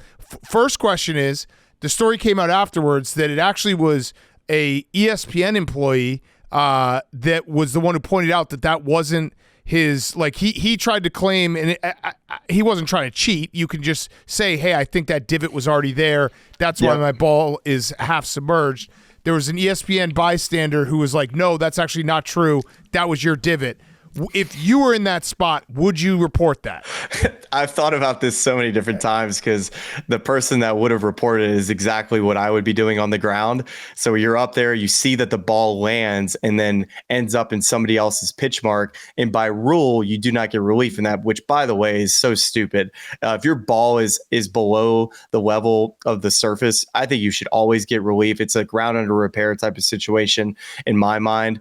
But I was thinking about it, and a lot of times too, there's enough people around to where I wouldn't ever have to stick my nose in this. Mm-hmm. And maybe I wasn't there, so it's hard for me to really say, but I don't know, man. It's a hard one to call, because it just, I don't want to say it depends on who it is, but also it does. It does. All right, so 100%. So let's just say who would you definitely not call it on? Who would I not call it JT. Max. Yeah, I mean, you better not fucking call it on Max. I'm not calling it. Jeez, you better man, not call it on Brooks either. We're gonna have problems. Yeah, this is a tough one. Y'all are putting me in a bad spot here because now I'm gonna just start looking away when balls land in the fairway, just so I'm not held liable. You know? Yeah. Wait, but all right, none of the live guys don't want any smoke with MBS.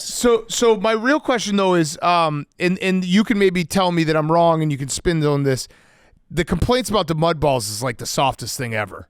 Like, come on, golfers, there's mud on balls. So you tell me how wrong I am that it's actually impossible to hit a mud ball. Because, like, this is one of those situations where I love watching the majors. I love watching golf. There's times when, if the crowd says something and someone flips out, I'm like, come on, don't be so soft. Mud balls, are they that hard? Is it that hard? Am I way off? Yeah, I was about to ask you, have you ever hit a mud ball? No, I mean, I just pick it up and clean it. I play scramble rules whenever I'm playing just by myself. Well, it's same with me now too. So I personally don't hit any mud balls anymore either. But I could tell you the challenge is ridiculous. It is very, very hard, especially when you talk about Quail Hollow in a major championship test, and just not having really any control. And I've seen veterans, kind of old school players, kind of say that, guys, there's a way around this. There's a way to hit these shots to where you can keep it in front of you, and it's part of the game. It's just kind of rub of the green, and that you should just deal with it. And then other players like Scottie, who is just, when he's in the fairway, he's so good that it's a disservice that you don't let him hit the iron shot that he's capable of hitting, and that he's now has to basically be punished for hitting the fairway. I think that there's an argument to be made there, because the PGA Tour, if it was a PGA Tour event on Thursday, so Quail Hollow, for the truest, is played there every year. I would have said that Thursday the PGA Tour would have probably played it up ball in hand to where they would have cleaned the golf balls in the fairway.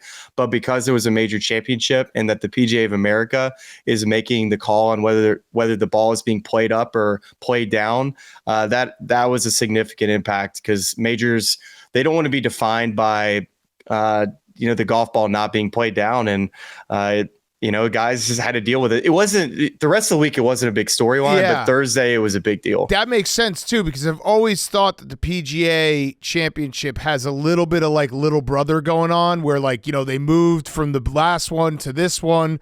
They also, there was that one year where the scoring was outrageous and everyone was like, well, this isn't the US Open. So they're trying to be a little bit more like the rest of the majors. So maybe if it were another, they're like, hey, we gotta make sure they hit these mud balls. Well, they got 5 inches of rain, I think, on Monday, Tuesday, and Wednesday leading up. So the fact that the golf course was even to a point where they could get mowers down Wednesday night just tells you how good the golf course was from an agronomy standpoint, and just how good the drainage was. But mud balls they're really, really hard to hit. I don't know if understand how they work, but no, I don't. Typically. So I'll tell you right now, I never will, because I'll never hit a mud ball. I think you need to go try it out for yourself. So when the mud is caked on the left side of the golf ball, there's some type of aerodynamics that make when the mud flies off, it makes the golf ball shoot to the right. So it's the opposite. The side the mud is on is the way it's going to go. So it's on the left, the ball is going right. The mud is on the right, the ball is going to the left. So my bit, now that I don't play much anymore, when I tee the ball up off the tee and I just hit a big slice, I'll just say mud ball. Yeah, it's just such a shame. You just described every shot I've ever taken in my life, and I'm just only hitting mud balls. Exactly. I'm a so mud now you ball got expert. a new bit. Yeah. You got a new bit. What happened with the that shot that John Rahm hit, where it hit the dude in the head and then bounced off his head and went onto the green? How did it bounce that far off his head, number one? And two, did anybody check on that guy to make sure he's okay? Because that seemed like it was pretty intense. I'm 99% sure, PFT, that guy played fullback in high school. Yeah, because that guy just went up to John Rahm and was like, "Hey man, sorry about that. Like, we're all good. Don't worry about it." 100%. I was like, dude, that shot just hit your head like as hard as it possibly can, and then it bounced 50 yards. He's a dude's dude, a true football guy, a guy that uses the crown of the helmet, a guy that would have definitely been thrown out of plenty of games in high school. I mean, if you were listening to it live, the sound that it made when it hit his skull, he's 20 yards left to the green, guys, and it rolls. I mean, the green from a width standpoint is probably a good 13 yards. I mean, it ricocheted a good 30 yards. Yeah. Which is just absurd to think about. Yeah, I was concerned about the man's health, and the next thing that I saw, he's like shaking hands with John Rahm and like getting an autographed glove from him, and they're like hooting and hollering, like that was awesome. I mean, I saw some pretty funny tweets that said that he should have milked it and should have tried to have got about $1 billion from the PIF, knowing that John Rahm's employers could have maybe helped him out there. So I thought that was a pretty good tweet. Yeah. Let me ask you, did you watch the final round? Are you in Louisiana? No, I'm actually I live in Birmingham, Alabama. So I flew home late last night, watched the coverage today. So, yeah. Okay, because I heard that people in Louisiana couldn't watch part of the final round because it cut to a press conference about escaped inmates at a prison.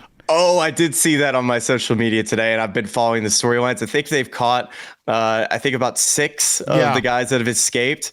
So maybe I can follow that live stream later because that would be some good content. I can only imagine how upset golf fans in Louisiana were that they had to deal with that. You alluded to it earlier, but maybe if you could narrow it down just a little. You said, like, with all these great players that we have right now, you don't know who the next major champion is going to be from the list of the guys that don't have one yet. Can you just give us like a short list of guys that we should keep our eyes on? So players that have not won a major championship that could be next up in line. Is that what you're asking? Yeah. Oh, gosh. Victor Hovland, to me, he's been all over the place at times when it comes to his golf game over the last really year or so. He won earlier this year in an unexpected fashion, but still, he still, to me, is the one of the most talented players that hasn't won yet. Ludwig Oberg would be another guy, too, who's, I think his game is built for major championships.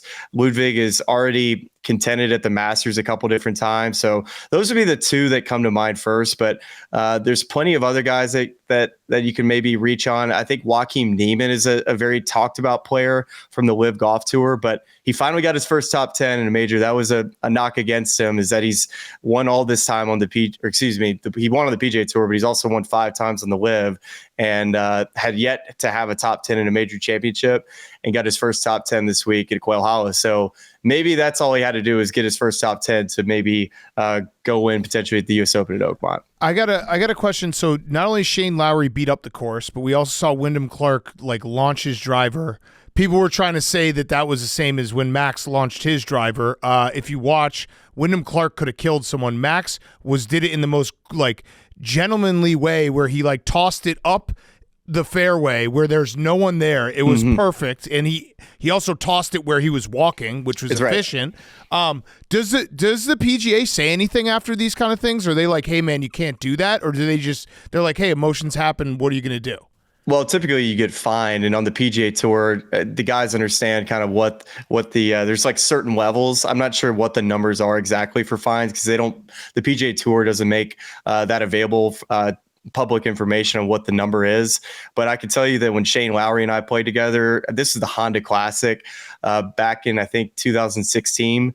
Him and I both got fines on the 15th hole of par 3 there. You can find it on YouTube. It's actually quite entertaining. They come live to the 15th hole for the first time, and I get up on the tee and hit one in the water and snap a club over my knee, Bo Jackson style. And then Shane Lowry hits one in the water right after me, and then proceeds to, just to give good old classic like Shane Lowry, oh, you fucking idiot. And that's like how he got fined.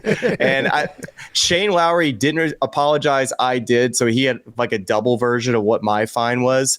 So for the PGA of America this week, to answer your question, Big Cat, I think if you like look at the levels of what the fine would be, Wyndham's would be on a very high level, because when you do the no look throw and not know if anybody's behind you, especially with a little bit of heat, that's where, Brick could have killed a guy type of situation comes out. Right. And my favorite part about it too is there's a picture too. I think one of his sponsors, I think, is T-Mobile, and there's a hole like of his driver that goes right through the T-Mobile sponsor sign on the back. You got to find it. It's absolutely hilarious, knowing that like it's one of his sponsors, and of course he wasn't trying to throw a club.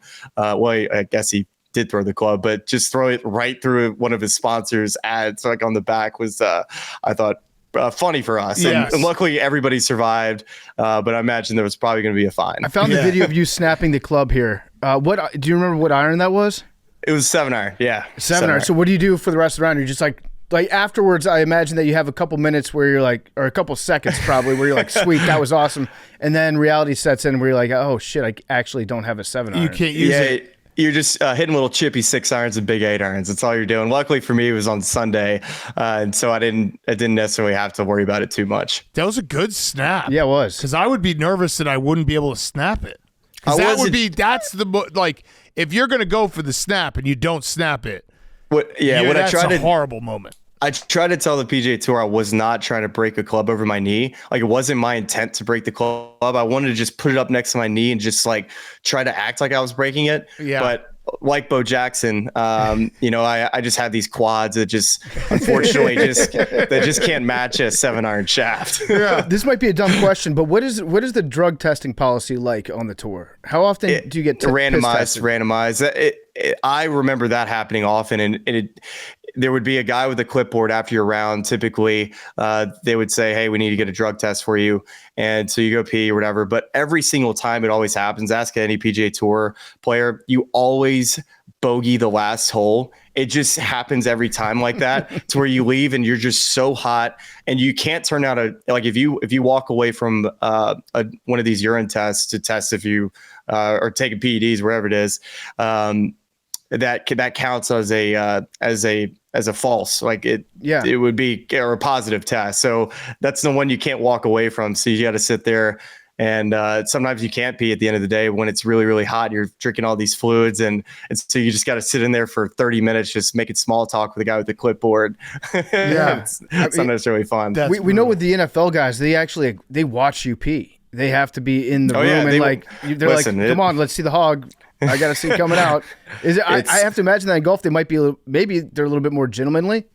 Well, you just hope to be drug tested during the summer, not like at Pebble Beach when it's 50 degrees out and you come off the course. You say, can I go just kind of run on the treadmill here for a minute? Get some blood flow. I got a couple last questions. John Rahm. So we didn't talk about, he was tied at one point in this final round on Sunday, and then it fell apart.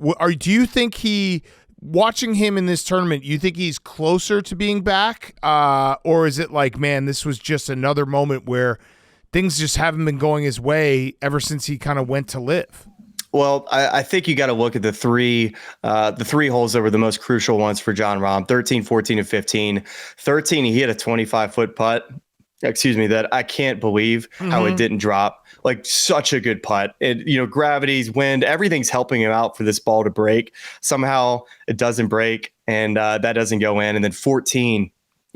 John Rahm's a fader of the golf ball, and the wind direction at 14 today was off the left. So not necessarily a comfortable shot, but he hit a 3-wood, a club that he can turn over, and it lands on the right edge of the green. If it lands maybe 2 steps short of that, it's probably has enough of the draw spin to where that ball bounces onto the green, but it bounces just in a place where it takes a right kick, goes into the bunker.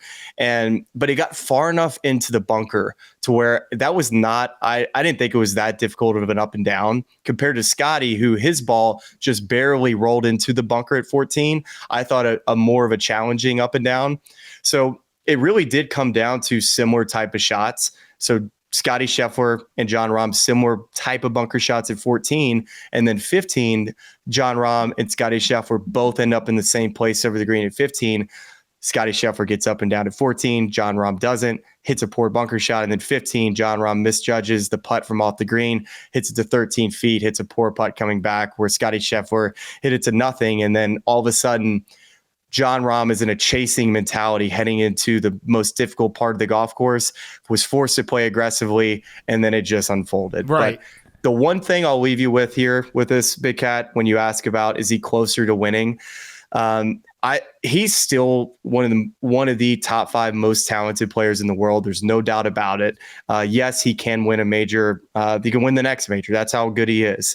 But now we can look at a bit of a theme that's kind of happened. When you go back to the Olympics, where John Rahm, he had the lead, I believe. Gosh, I wish I had the numbers in front of me, but he was comfortably looking like he was about to win the Olympic gold medal.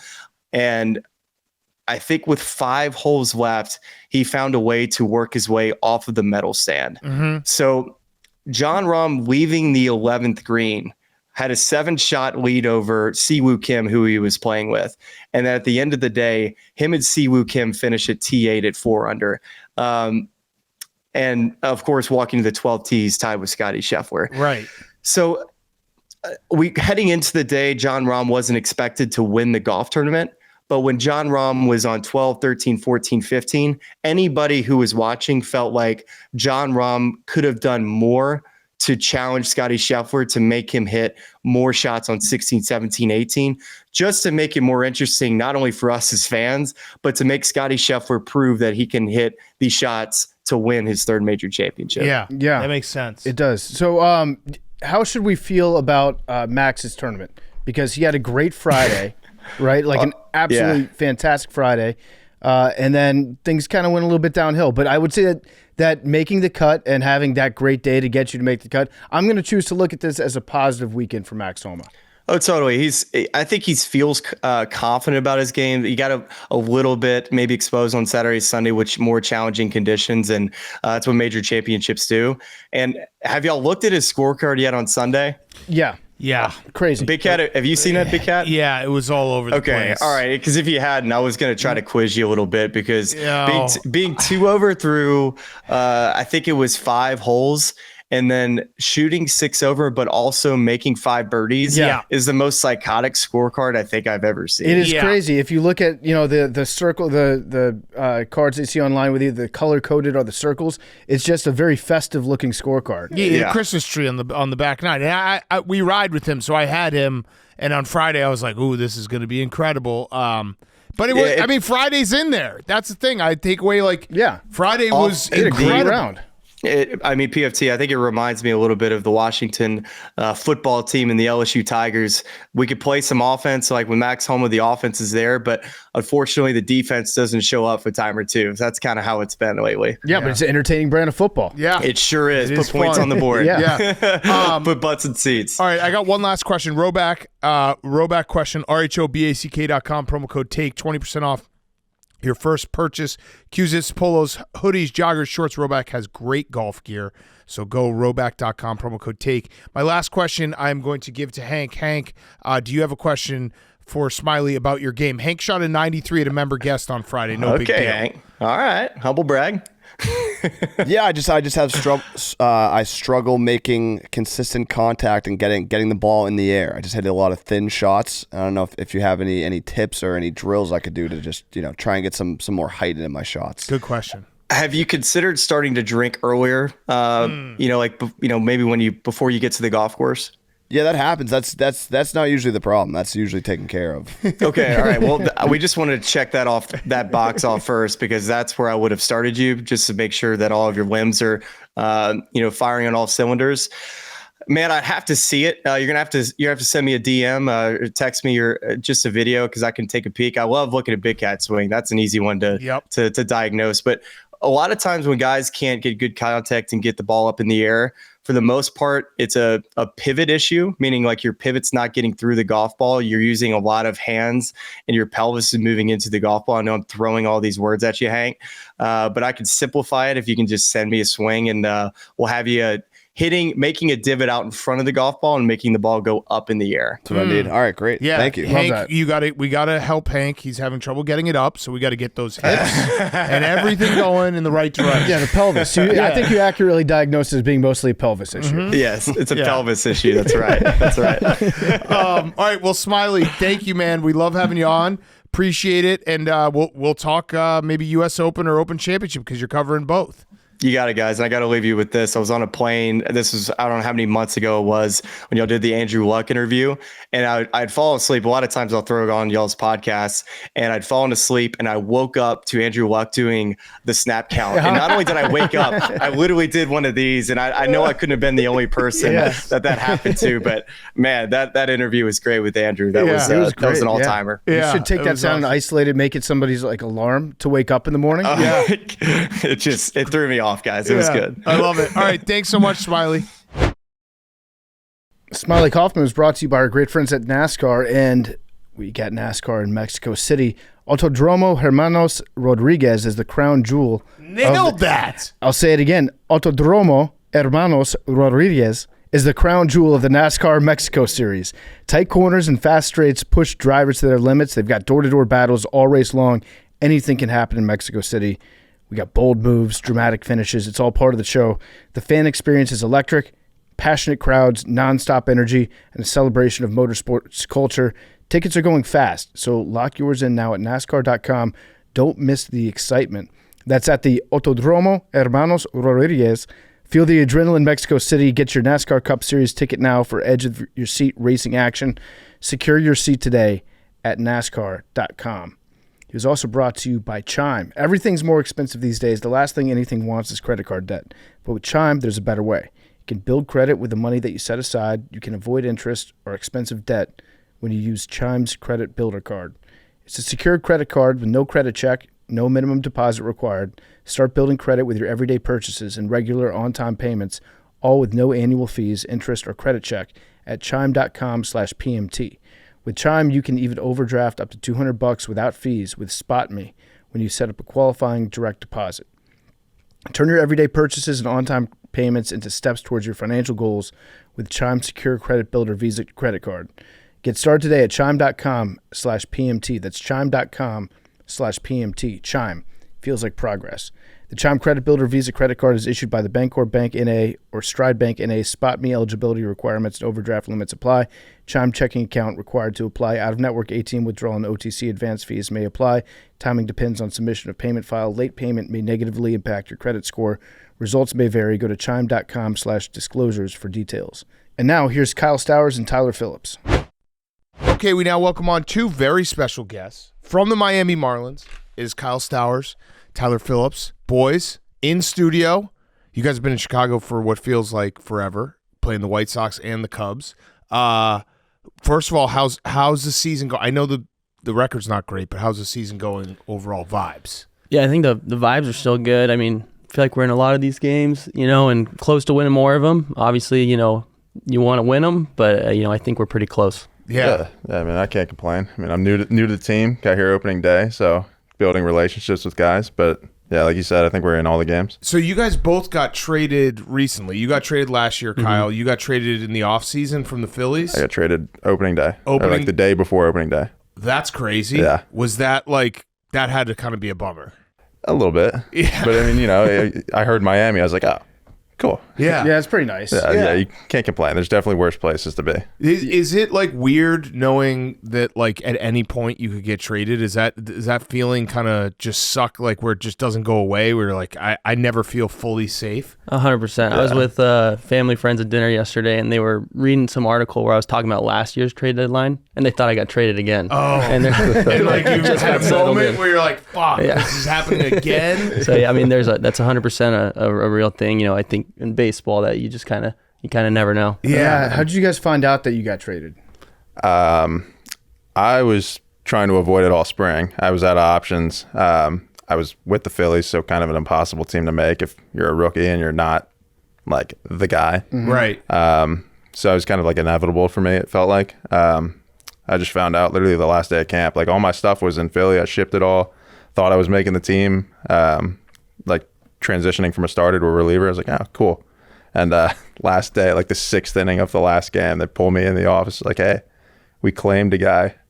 You're going to be traded. I was like, okay, that was what about my stuff? Yeah, right, right. But yeah, it was definitely a weird scenario for me. Yeah. And you, Kyle, you knew you were going to get traded, or you didn't know, but you had a good feeling in Baltimore that you were going to get traded. Yeah, I had a pretty good stretch of baseball with the Orioles last year, kind of around this time of year, and still kind of got sent back down. And after that, I was like, okay, well, maybe this won't be the place where I'd be for a while. And I was actually in the tubs when I found out. I had just got out of the tubs, and they said, hey, Connor Norby and one other player got traded to the Marlins. And I went and checked my phone, and I had a missed FaceTime call from our GM, Mike Elias, and I was like, yeah, I think I'm the other player. I'm the one, yeah. Wait, so how about a positive thing? Because you guys both, how long were you guys both in the minors? 19 to 22, and then 23 and 24 as well. So yeah, and then Tyler, you were in the a little minors bit for a longer while. for me. Yeah, 15, high schooler. So what was the moment like when they actually called you up? Because I love those videos; they're so awesome. Go first. Yeah, mine was unique. I was a COVID replacement player. So wait, what does that mean? Yeah, so when the team traveled to Toronto, if the guys weren't vaccinated, they couldn't go. Oh, so this is like after COVID. So yeah. So I was getting texts from like our travel guy like the week before. He was like, "Hey, do you have your passport on you?" And so I was like looking at the schedule, and I saw that Toronto was coming up, and I was like, "Oh shoot, like this could be happening." And so yeah, that's how I initially debuted.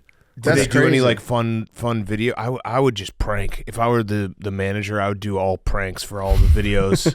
Just fake them out, be like, "We're sending you down." Just kidding, we're sending you up. Yeah, no, they didn't give me any special video. After me, they were starting to do like the call up videos for guys. And no, it wasn't as special as the other ones. What about you, Tyler? Did you cry? Did you cry? No. You cried? No.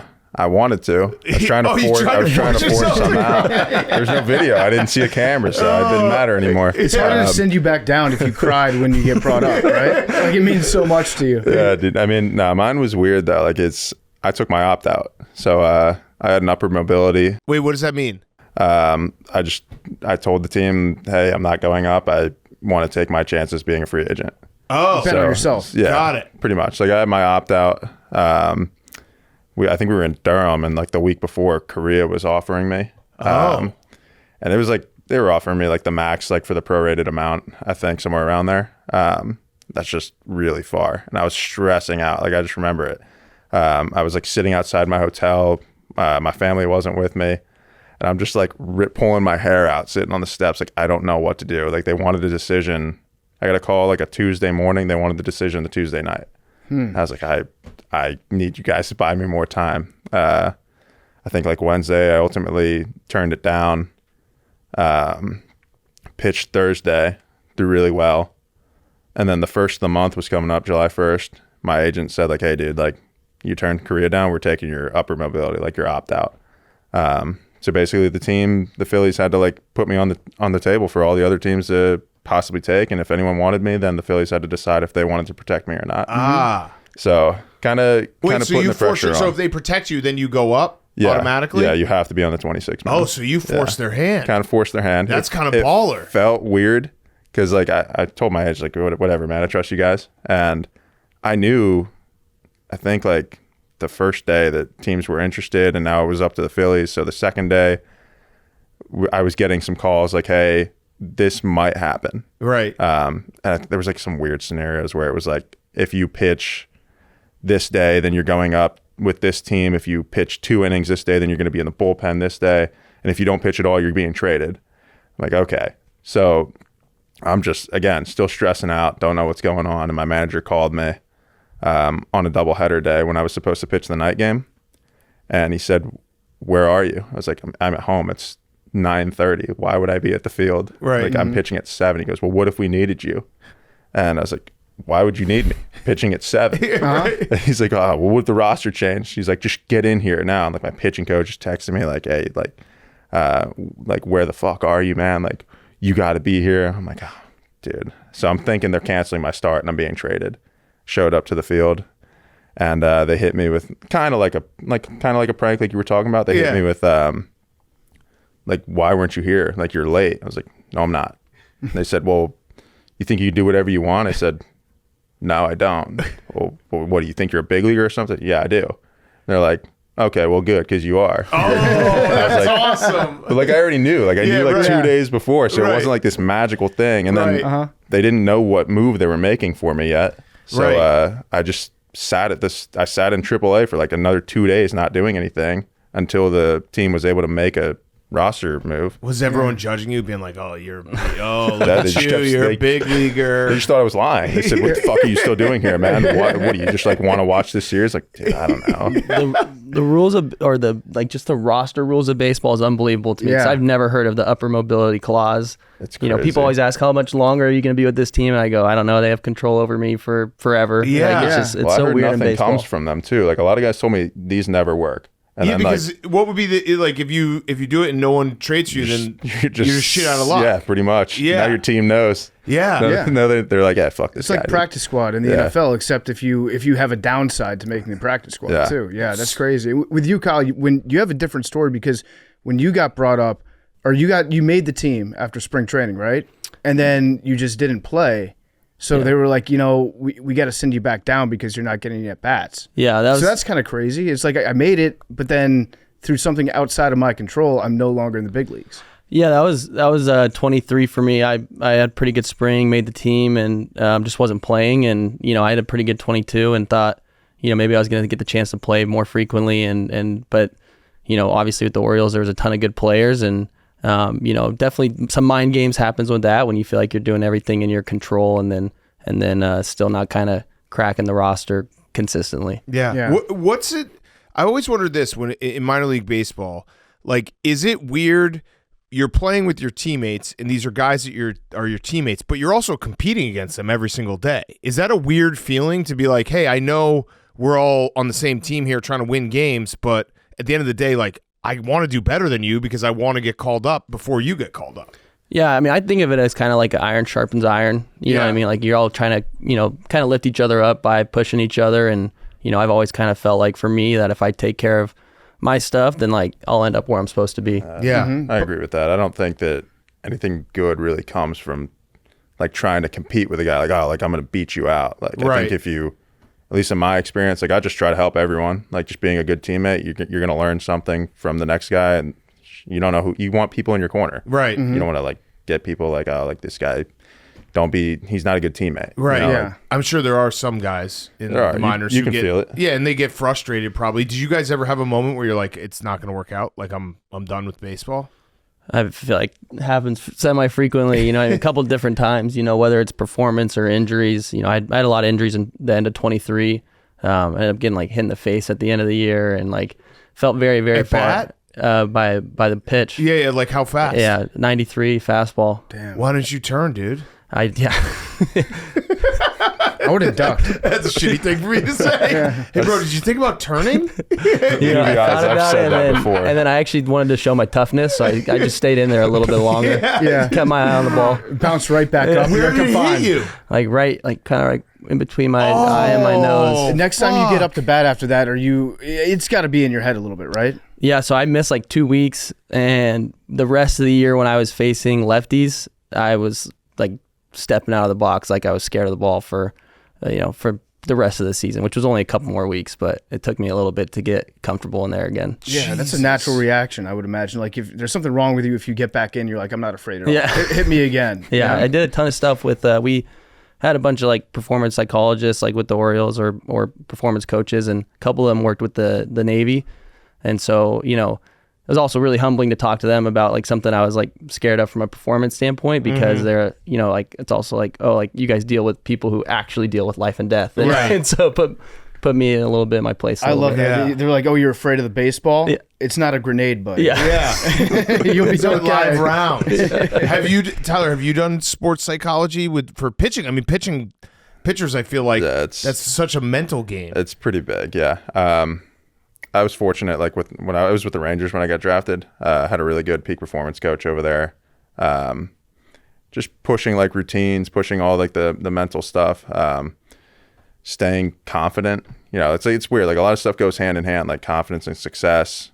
Like confidence leads to success, success leads to confidence. It's weird. But yeah, just staying on top of stuff. I took up reading a little bit. Like once I had my Tommy John. Just finding a way to just get better. I like to think I took up reading a little bit. What do you read? A lot of like self-help books. Stuff that just helps the mind, I guess. Yeah. Did you go straight from high school to straight from AA? No, it was different. The game's different now. That's what everyone does. I went high school to rookie ball, AZL. Okay. And Surprise, Arizona. So you didn't think about going to college? I don't think I could have. Oh, really? I did not take up reading at that time in my life. So Kyle went to Stanford. Is he the smartest guy in the clubhouse? Are you? I don't know. Did you graduate at Stanford? I did. I don't test the guy. What'd you study? Communications. Okay. Yeah, you're the smartest. Good communicator. Yeah. At Stanford, are the baseball players cool there, or are the cool guys on campus like the Silicon Valley? We're going to be heading some AI company next year, guys. Yeah, I would say probably more of those guys. The baseball guys, some people care about sports, some people don't. Like you'd be surprised by how many people are not out on a Friday night. Mm-hmm. Yeah. But did you meet any of those future billionaires? I feel like I did not do a good enough job of networking there. You should have. I was like kind of just in my own world trying to survive a little bit. You should have given like cool kid classes. to Yeah. them. Just been like, come hang with the baseball. Yeah, you want player. to see how we party? Yeah, just like learn locker room etiquette. You always knew the athletes on campus because of the red backpack. If they had the red Nike backpack or like the Gatorade like water bottle, that's how you knew who the That's athletes it? were. Yeah. Yeah. You can't just go out and buy the red backpack. I think you can, but if you do, Stolen valor. Yeah, you can't do that. So Kyle, with you, the importance of routines. We're talking about pitching, but for hitting, I'm always fascinated by the different routines guys get into in the batter's box and how kind of the pitch clock might have screwed some of those up. Like you look at dudes like back in the day, Nomar would have like 9-10 different things. You can't do that with a pitch clock now. How did you come up with your batting routine? yeah, like pre-pitch. Yeah. For me, it's deep breath, and I look at the name on my bat. I used to look at the logo when we had metal bats because it looked like a field, but now I look at the name of my bat and I just remind myself that I'm the same guy playing the same game. Mm-hmm. And that nothing's changed, and I try to just get in the present moment. Just lock in, like tunnel vision. Yeah. Yeah. So what about you on the mound? Yeah, I mean that breath is important. I don't necessarily love the pitch clock, but you get used to it. I think in the beginning I was really sped up, where especially out of the bullpen. Like I was a starter before, so it's not that far of a run, or I usually walk out of the bullpen or out of the dugout.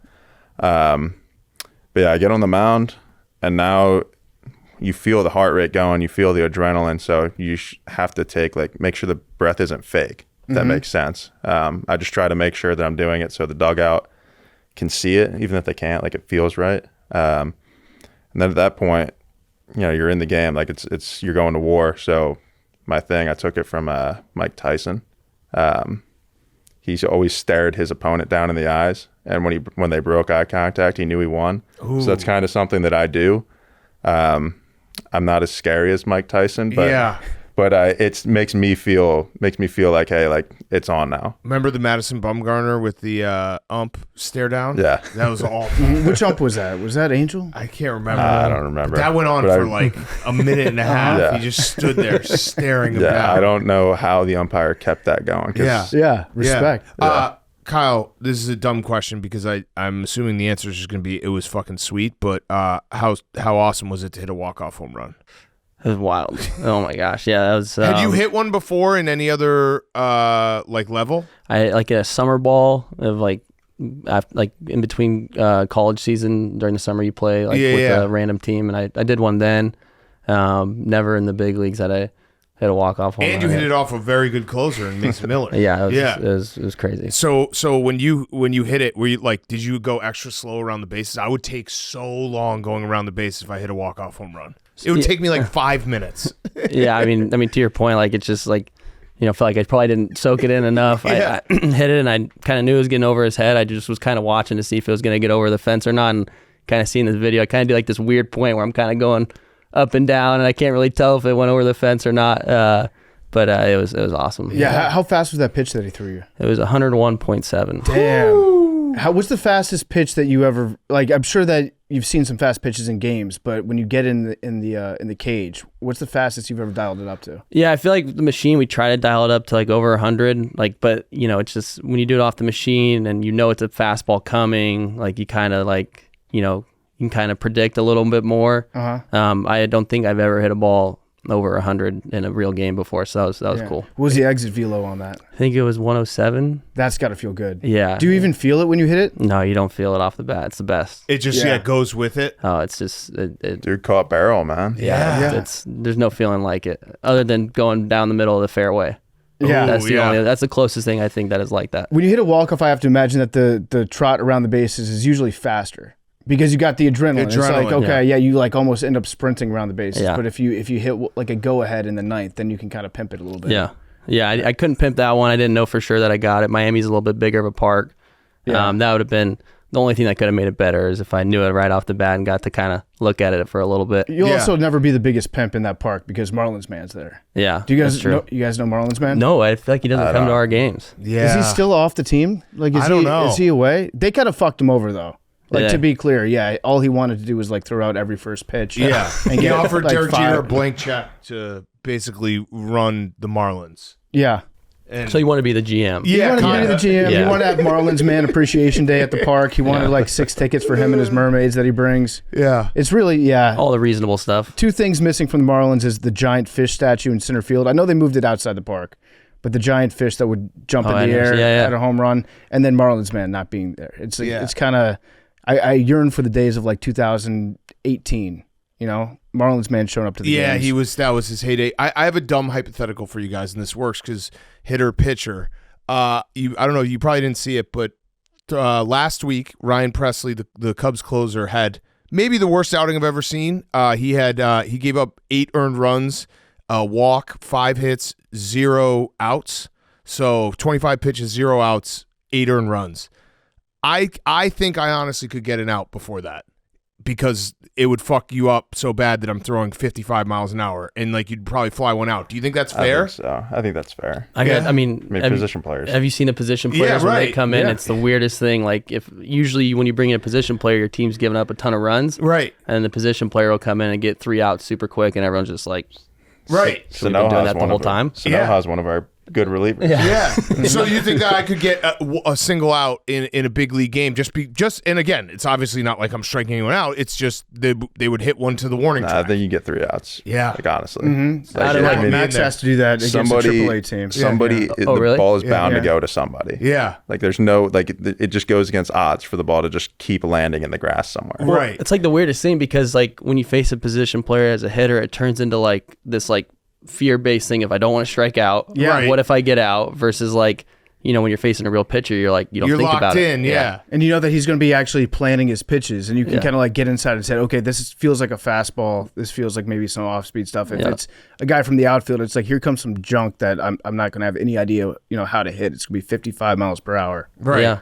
Yeah. No, we have a dingers only league, fantasy league, where it's just home runs. Because we don't really like fantasy sports are just confusing and annoying after a while. So we just do home runs, and loser has to pitch against a college team. Last year, PFT pitched against UIC, did well. I think they scored 3 runs in 2 innings. Wow. Yeah. So I was pretty pumped about it. Yeah. But again, I was like so slow. I was pitching, I think it was like 68, 69.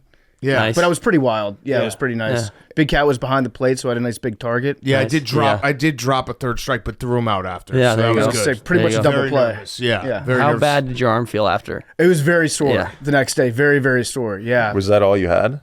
I gave it everything I had. Like you were letting it go. There were a couple where I was like, I'm really going to dial it up on That this. was so judgmental. Listen, I mean, I don't know. Like the position players come in and just flip it. Like I'm 40. I'm 40 years old. There were a couple where I'm like, you know what? I'm going to reach back and really let this one eat. And I think those got all the way up to like 71.5 miles per hour. Yeah. Wait, so Tyler, how fast could you throw just playing catch? Like not even trying to throw hard? I don't know. You're probably in like the mid 70s. It's probably right? yeah. I guess if I'm taking it easy, probably. Wait, what's the fastest fastball you've thrown? 97. Okay. Yeah. That's pretty trying sick. to get it up there. That's pretty sick. When you guys were in Little League, were you just dominant? Were you just like scaring people? Yeah, I was a really good little league pitcher, good hitter too. But I think I threw 72 at 12. Holy That's pretty shit! good. I feel like if you're a major leaguer, you're probably the best little leaguer in your town. It just has to correlate that Yeah. way. I know, but like, then there's just some of those guys that like Come on, late. grow early, Right. and then they stop yeah. growing after like that 13, 14 years That is old, and true. then they kind of plateau. Hank wasn't was always a kind of like pitcher. that. Hank was a great little leaguer, and because he had like the age thing where he was the oldest, kid Slightly by over. far. Good birthday, yeah. Yeah. I was younger. Yeah. I was like 2 years above for everything. Did you guys play other sports? Played basketball in high school. Were you good? Yeah, I was pretty good. I mean, I played at a small high school, but I was decent. Yeah. Were other parents like scared of you when you were pitching? It's like, I don't want my son in the box against that guy. Me? Yeah. New Jersey baseball. I mean, I threw strikes, but I threw hard, so maybe. Yeah. Maybe, yeah. New Jersey, like if you're throwing over 90, you're like Nolan Ryan. Yeah. Uh-huh. So I feel like Southern California, like they just everyone's a normal. baseball player. Yeah. Yeah. They just MLB players just sprout out of the ground there. Normal for them. Yeah, 100%. Yeah, I actually I remember when I was like in not T-ball, but it was like when started being like player pitch, not coach pitch. And I remember crying one time because there was one guy who hit a person, and I was like kind of coming up next. And I remember like crying because I didn't want to get in the box. That's funny. I was probably like every bit of like 6 years old, but yeah, you gotta dodge it, man. Not good at dodging the ball. Got hit in the face. Yeah, we gotta work on that. Turn. I don't know what. I could teach you some tips. I'm a big pussy. Yeah, I'm just terrified of the ball. Yeah. And all the way back. Yeah, I'm really good at not getting hit by anything because I just don't even try. Hey, we threw this out there to the Brewers, and I know Kyle, you play in the outfield, so you can't probably do this, but Tyler, maybe you can. Why don't you guys do a hidden ball trick? I Can you try one time this year? Because it looks like you look like a pussy, I guess. Yeah, but I had a still, guy it'd be try to Not do- if it works though. Yeah. I had a kid try to do that for me in short season. Like I was throwing pretty well, and he came up to me, like someone got on third somehow, and he comes up to me, he goes, "Tyler, give me the ball." I was like, "Why?" Like I'm pitching. I got to throw this ball. He's like, "No, just give me it. Trust me." And he walks. I give him the ball. He walks over to third. He stands there, and like the ball's dead. Like it's not even in play. And he like goes and tags the guy, and the umpire's like, "What are you doing?" Yeah. So like I felt stupid. My coach was like, "What the fuck are you doing, dude?" I'm like, yeah, that's never happening again. I will never let that ever happen. Especially in like short season. Like, Yeah, come like on, it doesn't man. matter. It doesn't matter at all. Have you ever successfully talked your manager out of not pulling you in a game? I love when pitchers do that. That's the I think best. that's like that's a Haas thing. Dude, you I gotta tried. have. Yeah. I don't think it's ever worked because trying to protect you, especially like how baseball is now. Like everyone, I feel like Tommy John's just like a normal thing. Yeah. I've definitely tried. I didn't think Philly was gonna let me go. I had my whole speech ready to go too. Like it was the 8th inning in my CG, and I was like, you complete. You got a complete game shutout. Yeah. I had it all ready. I was sitting down in the tunnel, like legs bouncing. I'm like, if he comes in here and tries to pull me, I know what I'm gonna say. Like there's no way I'm letting this happen. But yeah, other than that, like I don't think the managers will ever let you go. I even try here. Like I'm a reliever. I'm Right, like, yeah. Nah, dude, I'm good. Like let me keep going. He's like, we need you tomorrow. Yeah. How fun is it in the outfield for relievers? Because I feel like that would be really fun. Like the guys just hanging out. I know it, obviously once it gets later in the innings, you're like, oh shit, someone's up. When I first got here, I was a stick in the mud, man. I was all so locked in. Like I'm like, studying hitters because like I'm a starter. Like I was a starter, and I didn't know how it all worked. Now I'm kind of keeping it loose. Like it's still the big leagues. Like you still need to be locked in for the most part, but like the minor leagues, everyone's like beef gazing or whatever, like just trying to see who's out there, like what the talent's like. Yeah, and now I just mess around. One of our bullpen catchers, he came up from like high A or something, and I just mess around with him the whole time. Just try to learn Spanish. He's a Mexican kid. Yeah. Try to learn some Spanish, teach him some English. A lot of bad words. Dude. Yeah, bullpen catcher, that's got to be the best gig. Ever. The kid was in Beloit. Is that what it is? Yeah, Is that I think so, high? He was in Wisconsin? Beloit, and he misses playing. Obviously, like I love the dude so far, but you're in the big leagues, dude. Right. Like he got to see LA. He's in Chicago right now for a week. good just spreads, catching good bullpens, food, eating Right. good hotels. Does he get treated like he's on the team, or is it kind of? I mean, I try to treat him. Yeah. I buy the kid drinks like at the hotel. Sometimes like, come here, like where are you going? Let's go. Yeah. They take care of me. Yeah. Like, he's out there taking a beating like every single night, like bullpens, whatever. I think that's probably honestly a pretty cool gig. Yeah. Would you used to get nervous on days that you had to start? Sometimes I think like depends. Like if I had a bad outing the one before, I'm like, oh shit, here we go.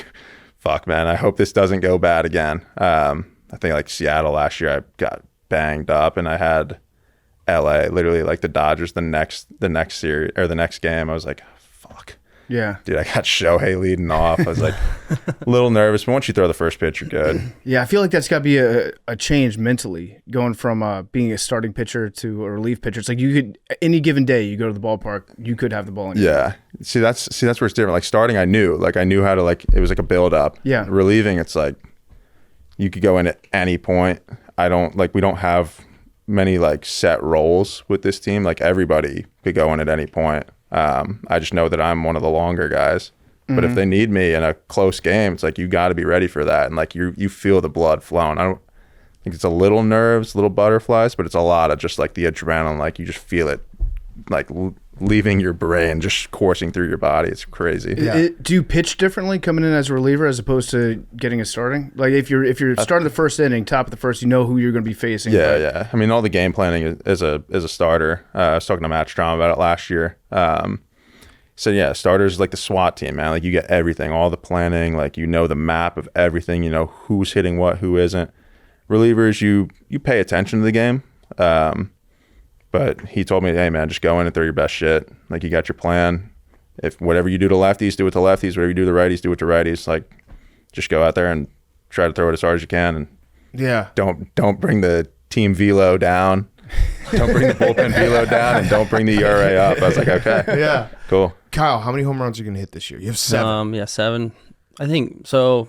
You've hit 2 home runs in 2 separate games. Mm-hmm. So maybe we got to, keep doing that, but like spread it out a little too. Yeah, no, be a huge honor to get drafted in that Dingers Only League. Oh, I'll just put my name in the hat there. All right. 7 home runs is not like that's. You could be a pick in that. I'm trying to put a little bit of an audition tape out for you guys. For sure, right if we had now, if it was Dynasty. It also helps that I have your phone number now because I might like call you and do a draft video being like, hey, you want to play for my team? Kind of like what you guys did with Gunner last year, right? Right. Yeah. You want to get on the team? Okay. So how many are you going to hit though? Yeah. Make your pick. Make your pitch to us for the Dingers Only League. Yeah, 7 home runs. I think it's a decent start. It's not necessarily a league leader, but I think it's a good number. I've always considered myself to get better as the year goes on. So okay, that's good because the league doesn't start till July. Yeah. Mm-hmm. We just let half the season. So what if I made a promise to save some? Okay. Yeah. Yeah. Okay. That's good. Yeah. That's Hang on good. to a couple post All-Star break. You do need you need to be in to basically be drafted in the Dingers Only League is like somewhere in July. You need to be in like the top 10 in your position group because that's basically how we draft is everyone just looks at how many home runs have been hit and we're just like, all right, that guy's going to keep doing that. So like if I hit my grand slam like right before the draft, that would have been like huge for but that's almost too huge because I don't want to have to compete against anybody to draft you. Yeah. Like I want you to be my hidden gem that I pick up.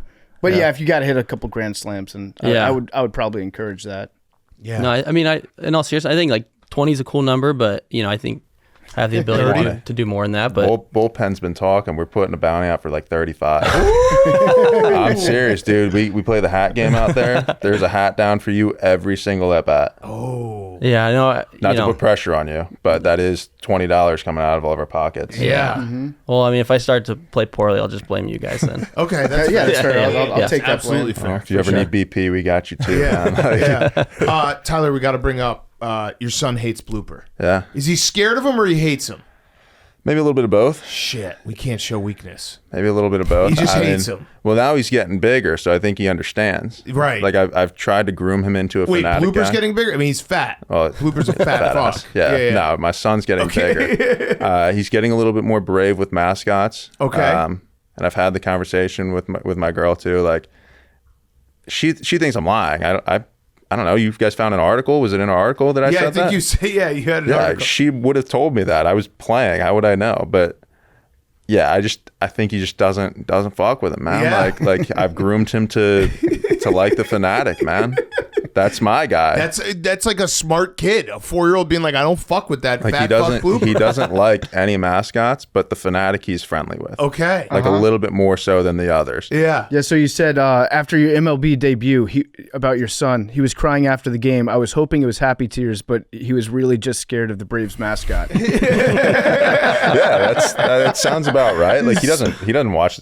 Now I hope he watches the games now, but he wasn't watching then. Yeah. He just where's the playground? Right. Where's the playground? Right, give me some treats. Where's the cotton candy? Yeah, right. That's all he cared about. Yeah, the treats at games. Yeah, I take my kids to games, and it's just like I have to like basically have a manager like having like a set plan for the game, being like, all right, first inning we're doing hot dog. Third inning we're gonna do some candy. Yep. Fourth inning maybe we'll mix in a pretzel. I couldn't even imagine what it's like for my girlfriend. Like to even try to manage that. Yeah. Luckily, like the Phillies, they had like a daycare system going on there. So like they had like their kids' playroom. He was just there, and she got to sit back and relax for once.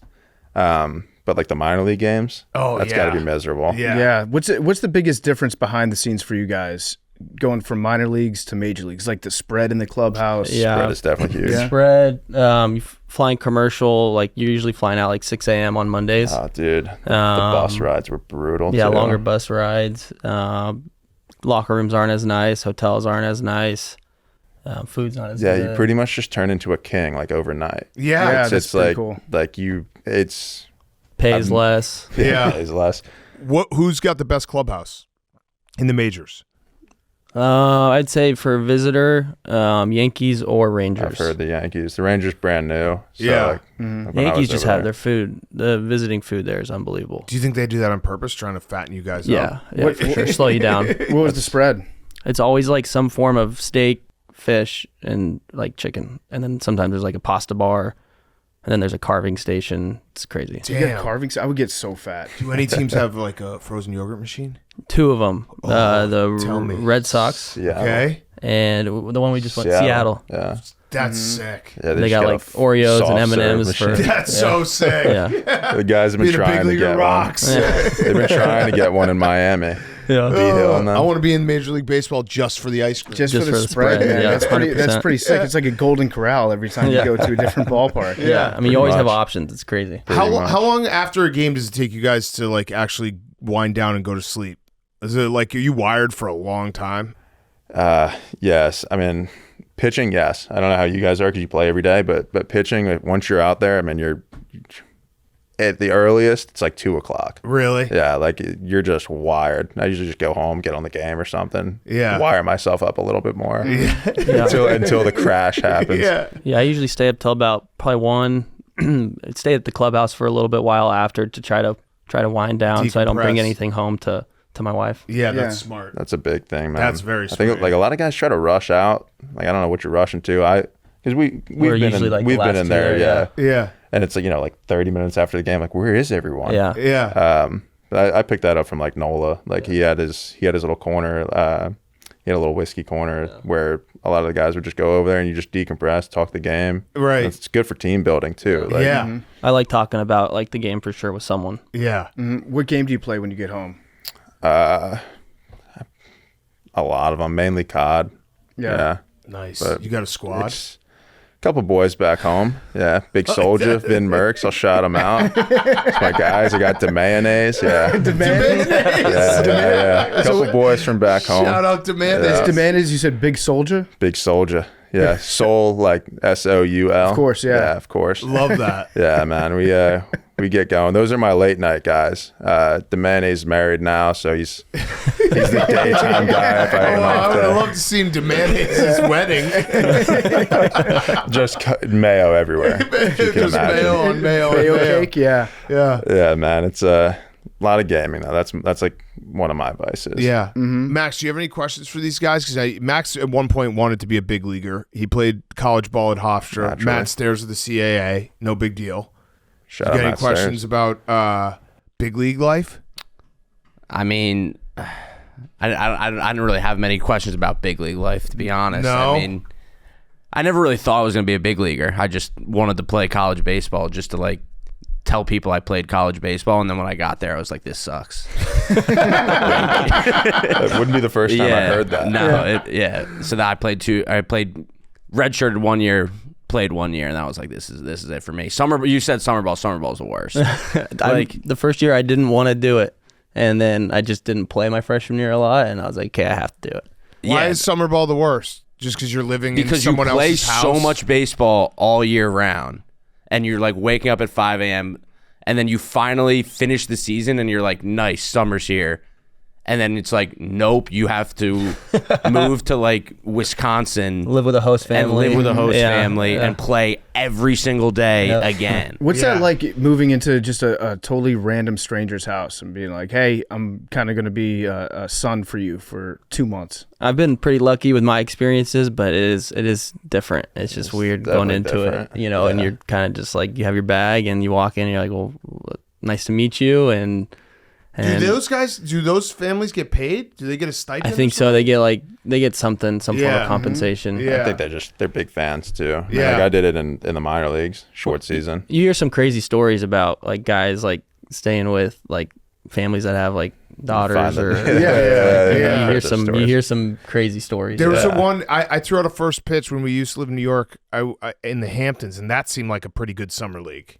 That'd be a good Probably one. not very competitive, but it seemed like those guys were living a pretty good life. Well, the Cape Cod's a big one. Yeah. That's a great place to be. Yeah. You got like 3 teenage daughters, and then you invite a baseball player into your house. I feel like there's something going on with that dad. Yeah. He just really wants a ball player grandson. So, yeah. What were you gonna say, Max? The Hamptons was like the summer league transplant of like all the kids on my team.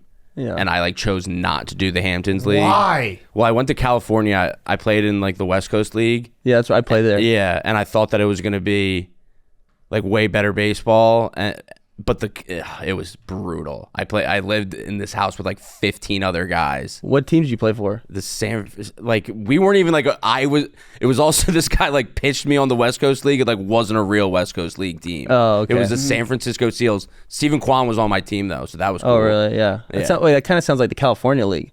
I don't know. Yeah. We played teams on the West Coast in the West Coast League. Okay. But we had like 10 guys living in one house with like the GM. Sounds like a good time. And it was like, no, it was not a good time. It was a bad time. I feel like the point. But like everyone else on my team played in the Hamptons League with like the sickest setup ever. Yeah. My one buddy lived in a guest house of this like super rich person on the beach. So he had his own house on the beach in the Hamptons, and then he played. He was a pitcher. He like pitched every fifth day.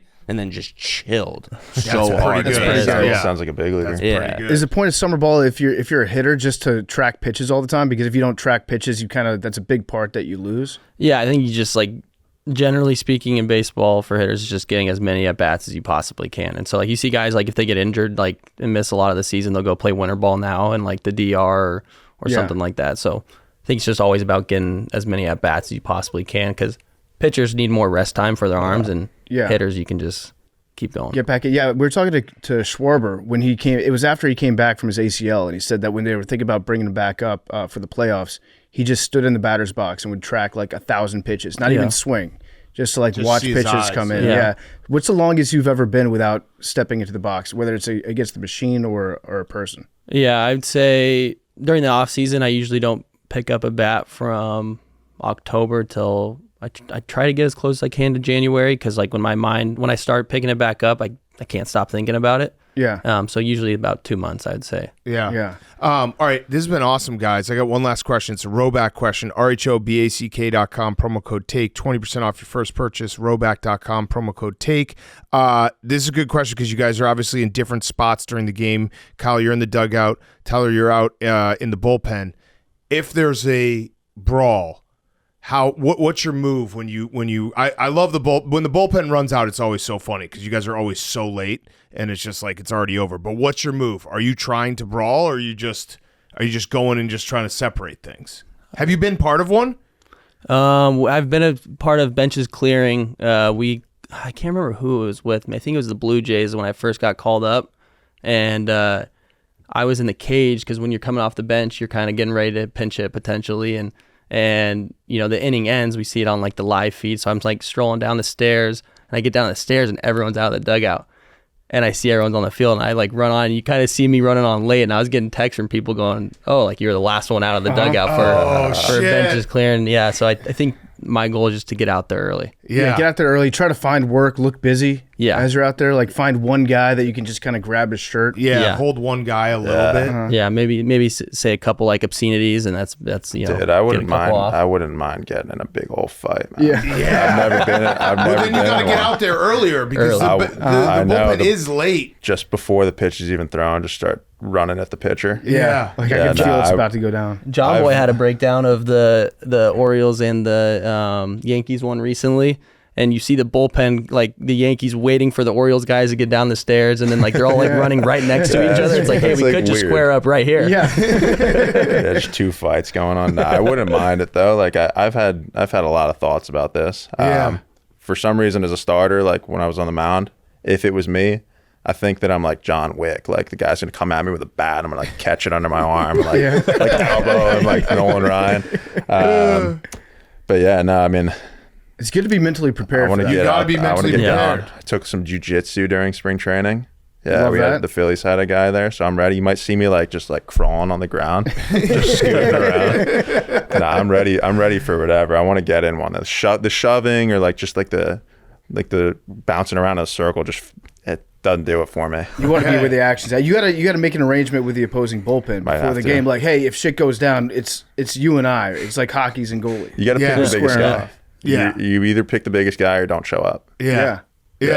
All right, well, guys, thank you. This has been really, really fun. Best of luck rest of the season. And yeah, Kyle will hopefully be giving you a call when the Dinger's only. Dinger's only. Do 35. You ever sprint to first base on a walk?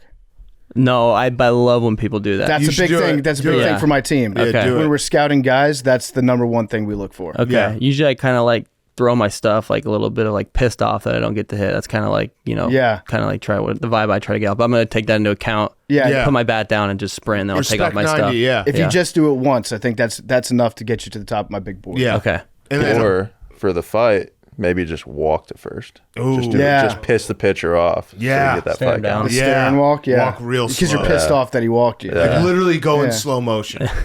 That might work, man. All right, thanks, boys. Cal Stowers and Tyler Phillips are brought to you by Paramount Mission Impossible: The Final Reckoning. It's the culmination of 30 years of the franchise. Every movie has led to this moment. It's the greatest action franchise of all time, and somehow it keeps getting better.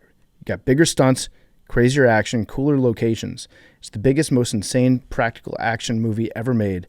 Real stunts, real danger, and it's absolutely meant to be seen on the big screen. Tom Cruise is doing stuff that literally no one else on the planet would even try. He's flying a biplane at 10,000 feet, hanging off the wing, pulling off aerial stunts at 170 miles per hour without a stunt double. Filming underwater sequence in giant tanks. He's spinning in every direction, holding his breath, acting, doing it all for real. They even invented sign language just to direct the underwater scenes. Cruise has been training for decades for these moments. Pilot's license, diving certifications. He's all in. Get tickets to see Mission Impossible: The Final Reckoning only in theaters on May 23rd. Mission Impossible: The Final Reckoning only in theaters on May 23rd. Part of My Take is sponsored by BetterHelp. Mental health awareness is growing, but there's still progress to be made. 26% of Americans who participated in a recent study say that they've avoided seeking mental health support due to fear of judgment. When people hesitate to get help, it doesn't just affect them. It impacts families, workplaces, and entire communities. This Mental Health Awareness Month lets encourage everyone to take care of their well-being and break the stigma. The world is better when people are happy and healthy. I've gone to therapy in the past. I've benefited tremendously from it.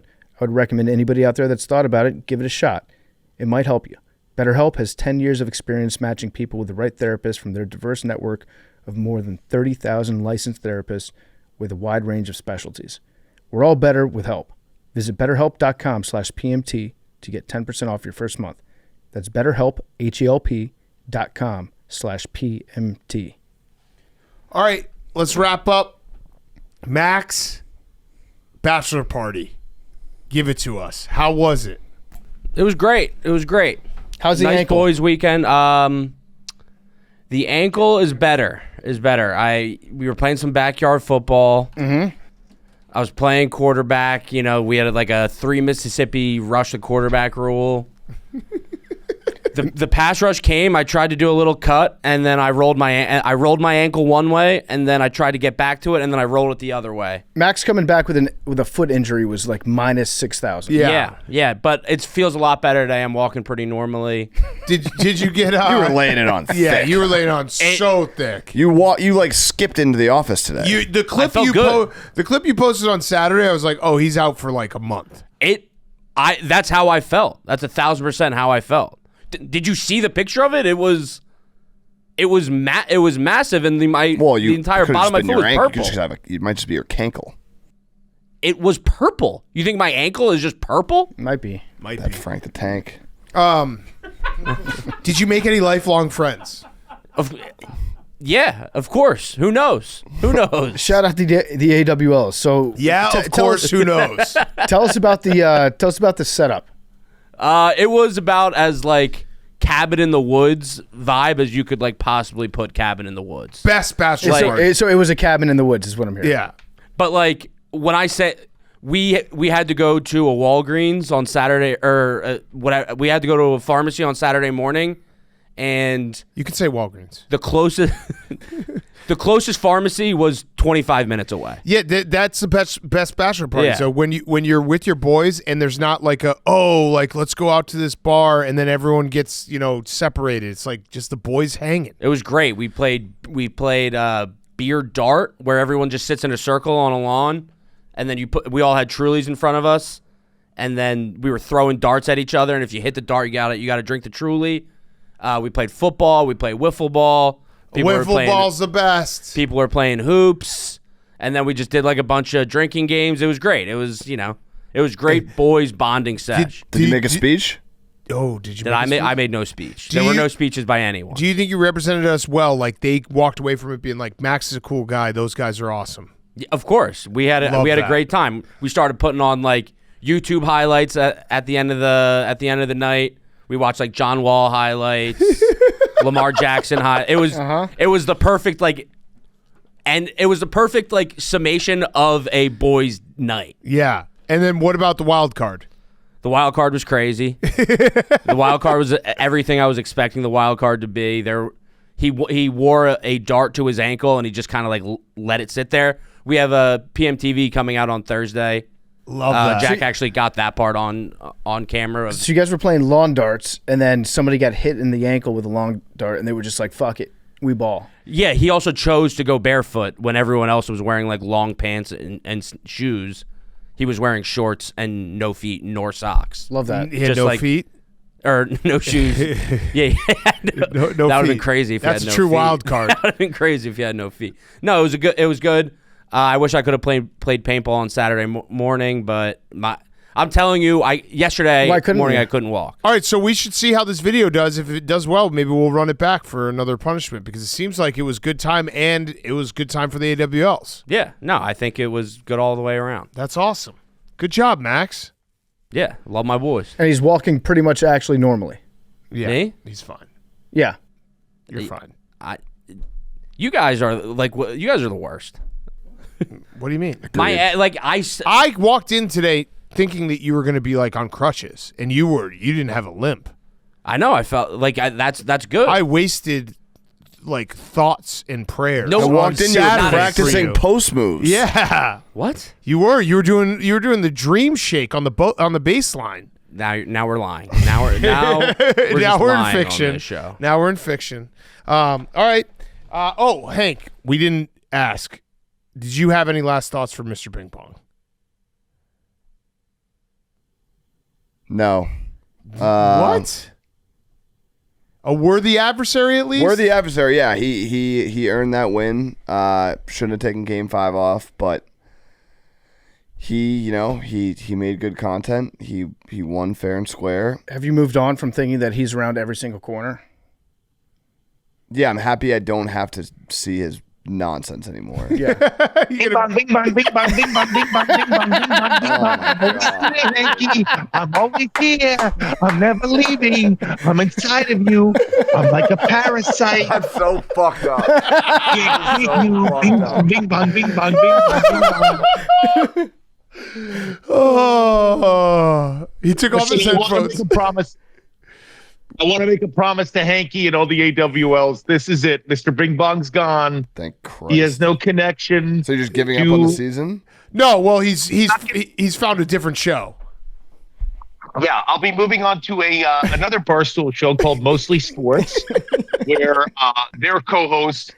I'll tell you though, and this is no offense to anyone who works on Mostly Sports. They're so fucking nice.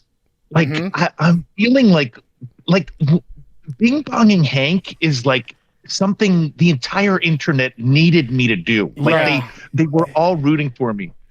But with Titus, I'm getting like messages like, don't be too mean to Titus, Mr. Bing Bong. He's a nice fellow. Yeah, if it was Brandon, then I think you could go even harder. Yeah, but it's Titus. Also, Jerry, I want Hank you and Hank to put a cap on the series, but just as a side, my feelings were hurt today. What you did to me. That was fucked up. Hey, listen, I was at a girls' beach volleyball tournament watching my daughters lose every single game. It was a glaring sun. No. And you in one text said, hey, can we have you on tonight? Yeah. I said, so for the AWLs, this is what Jerry thinks of you. He's thrown us to the side. I was texting with PFT and Jerry, and I was like, Jerry said, hey, can I get Titus's phone number?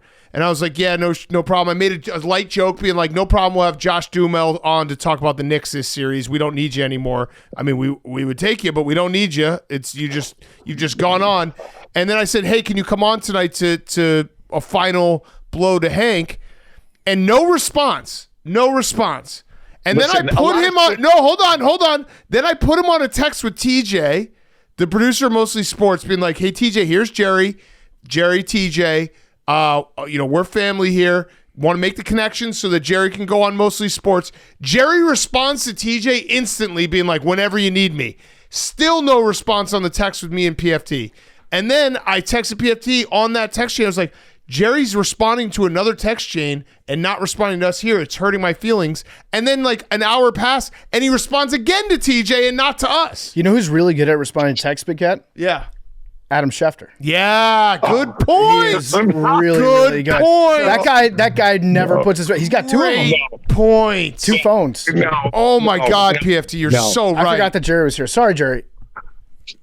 Listen, in my defense, a lot was happening today. That Mexican ship crashed into the Brooklyn Bridge. True. Yep. Good point. Homeboy got prostate cancer. I was like, look this shit up. But your phone worked for TJ. Listen, I'm so sorry. I actually missed that text that was in there. Again, I was outside. It was very bright. I couldn't see anything. The second I saw that you would text me, ask me to come on, of course you guys are my first love. But I do have a little bit of an issue. I texted Tej. And I was like, hey, TJ, I'd love to come on Titus. And TJ was like, well, let me talk to everybody and see if we want Mr. Bing Bong. I was like, what? Fuck you, man. Like, listen, you always have you always have a home here. Thank you. Listen, I didn't mean anything. I just didn't see the text, Big Cat. You know, you're my first love. Like, I literally... when that hotline rang, it happened twice, and there was multiple texts that he didn't see. And also he was replying to TJ. He replied to TJ, then I sent another text he didn't see, then he replied to TJ again. In the glare, though. All right. But there was glare. Right. So he was seeing something. Right. Yeah. Okay, listen to Big Cat. You used to call me on your cell phone. All right, so when I need but listen. Before we put Mr. Bing Bong to sleep, don't worry, AWLs. Mr. Bing Bong's done. Next time you see me, I'll be doing a fantasy recap by myself. It'll be great. That's also not true. If the Knicks go to the finals, we want Mr. Bing Bong.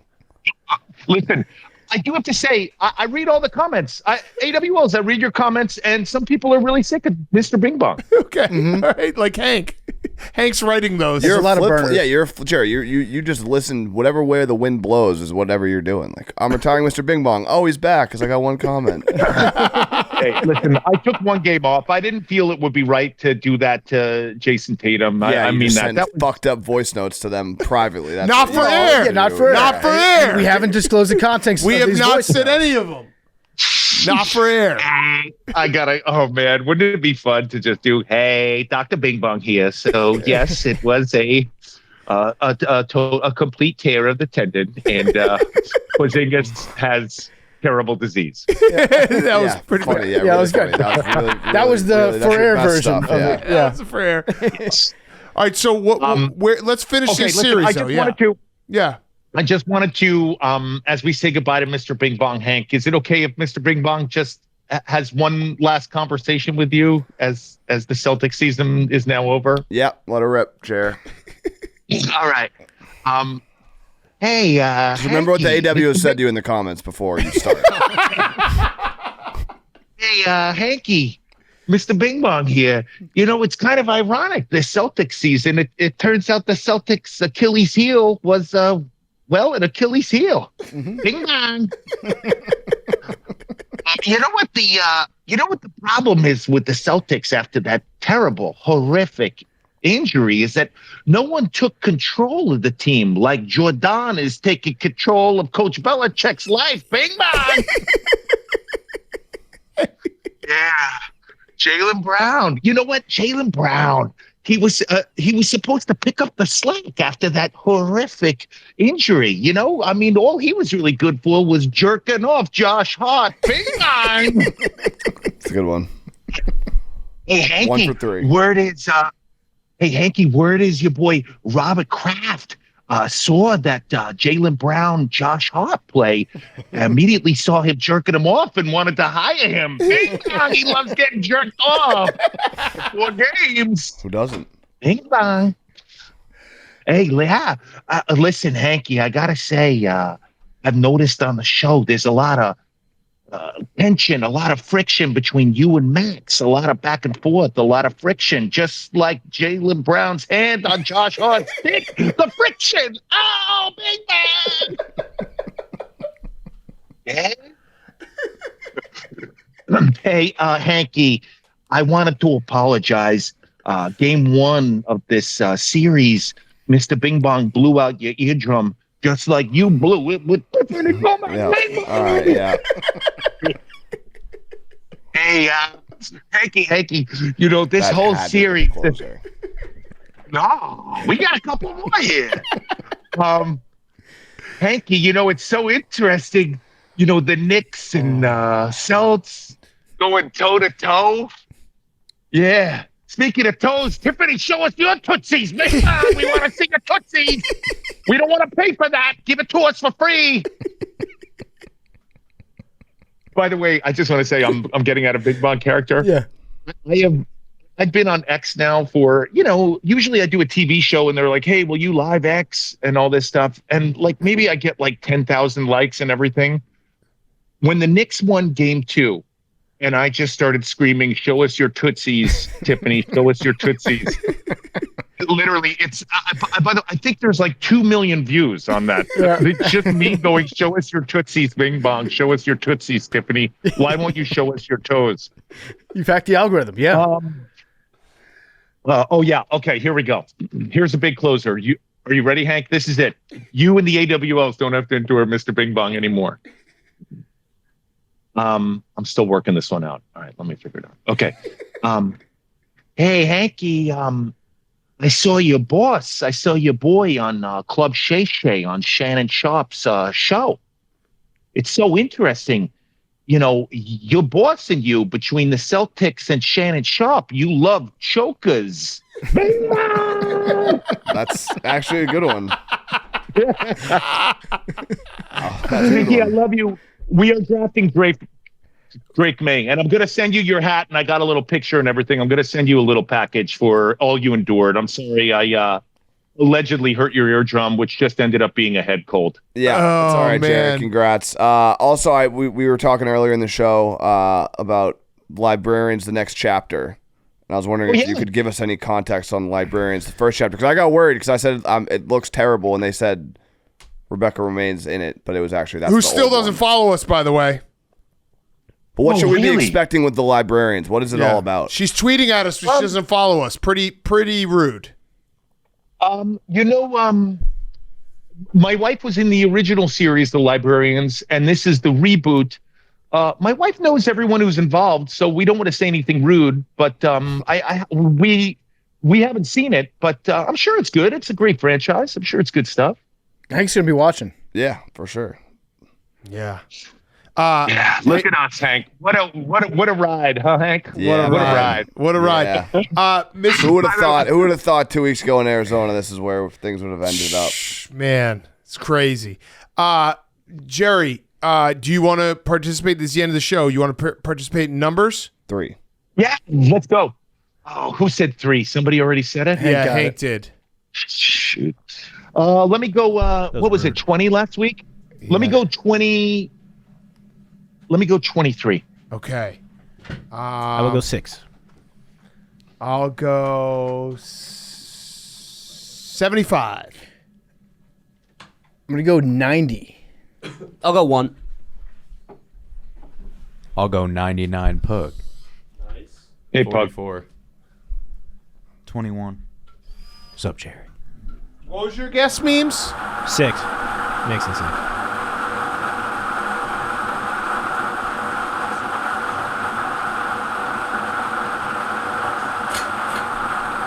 Any predictions for 63. 63. any predictions for Knicks Pacers, everybody? 7. Knicks and 6. I think it's gonna be Pacers in 7. I'm just gonna Knicks say in 7. 4. This team is different, Jerry. This team is so good. There's no way they lose even a game. I think he's mocking you, Jerry. I have no idea who's going to win. I really don't. All right, love you guys. I gotta go home. I'm in like a parking garage. Like the security's looking at me. I got to get out of here. All right, Jerry. Get We home love safe. you. Love you guys.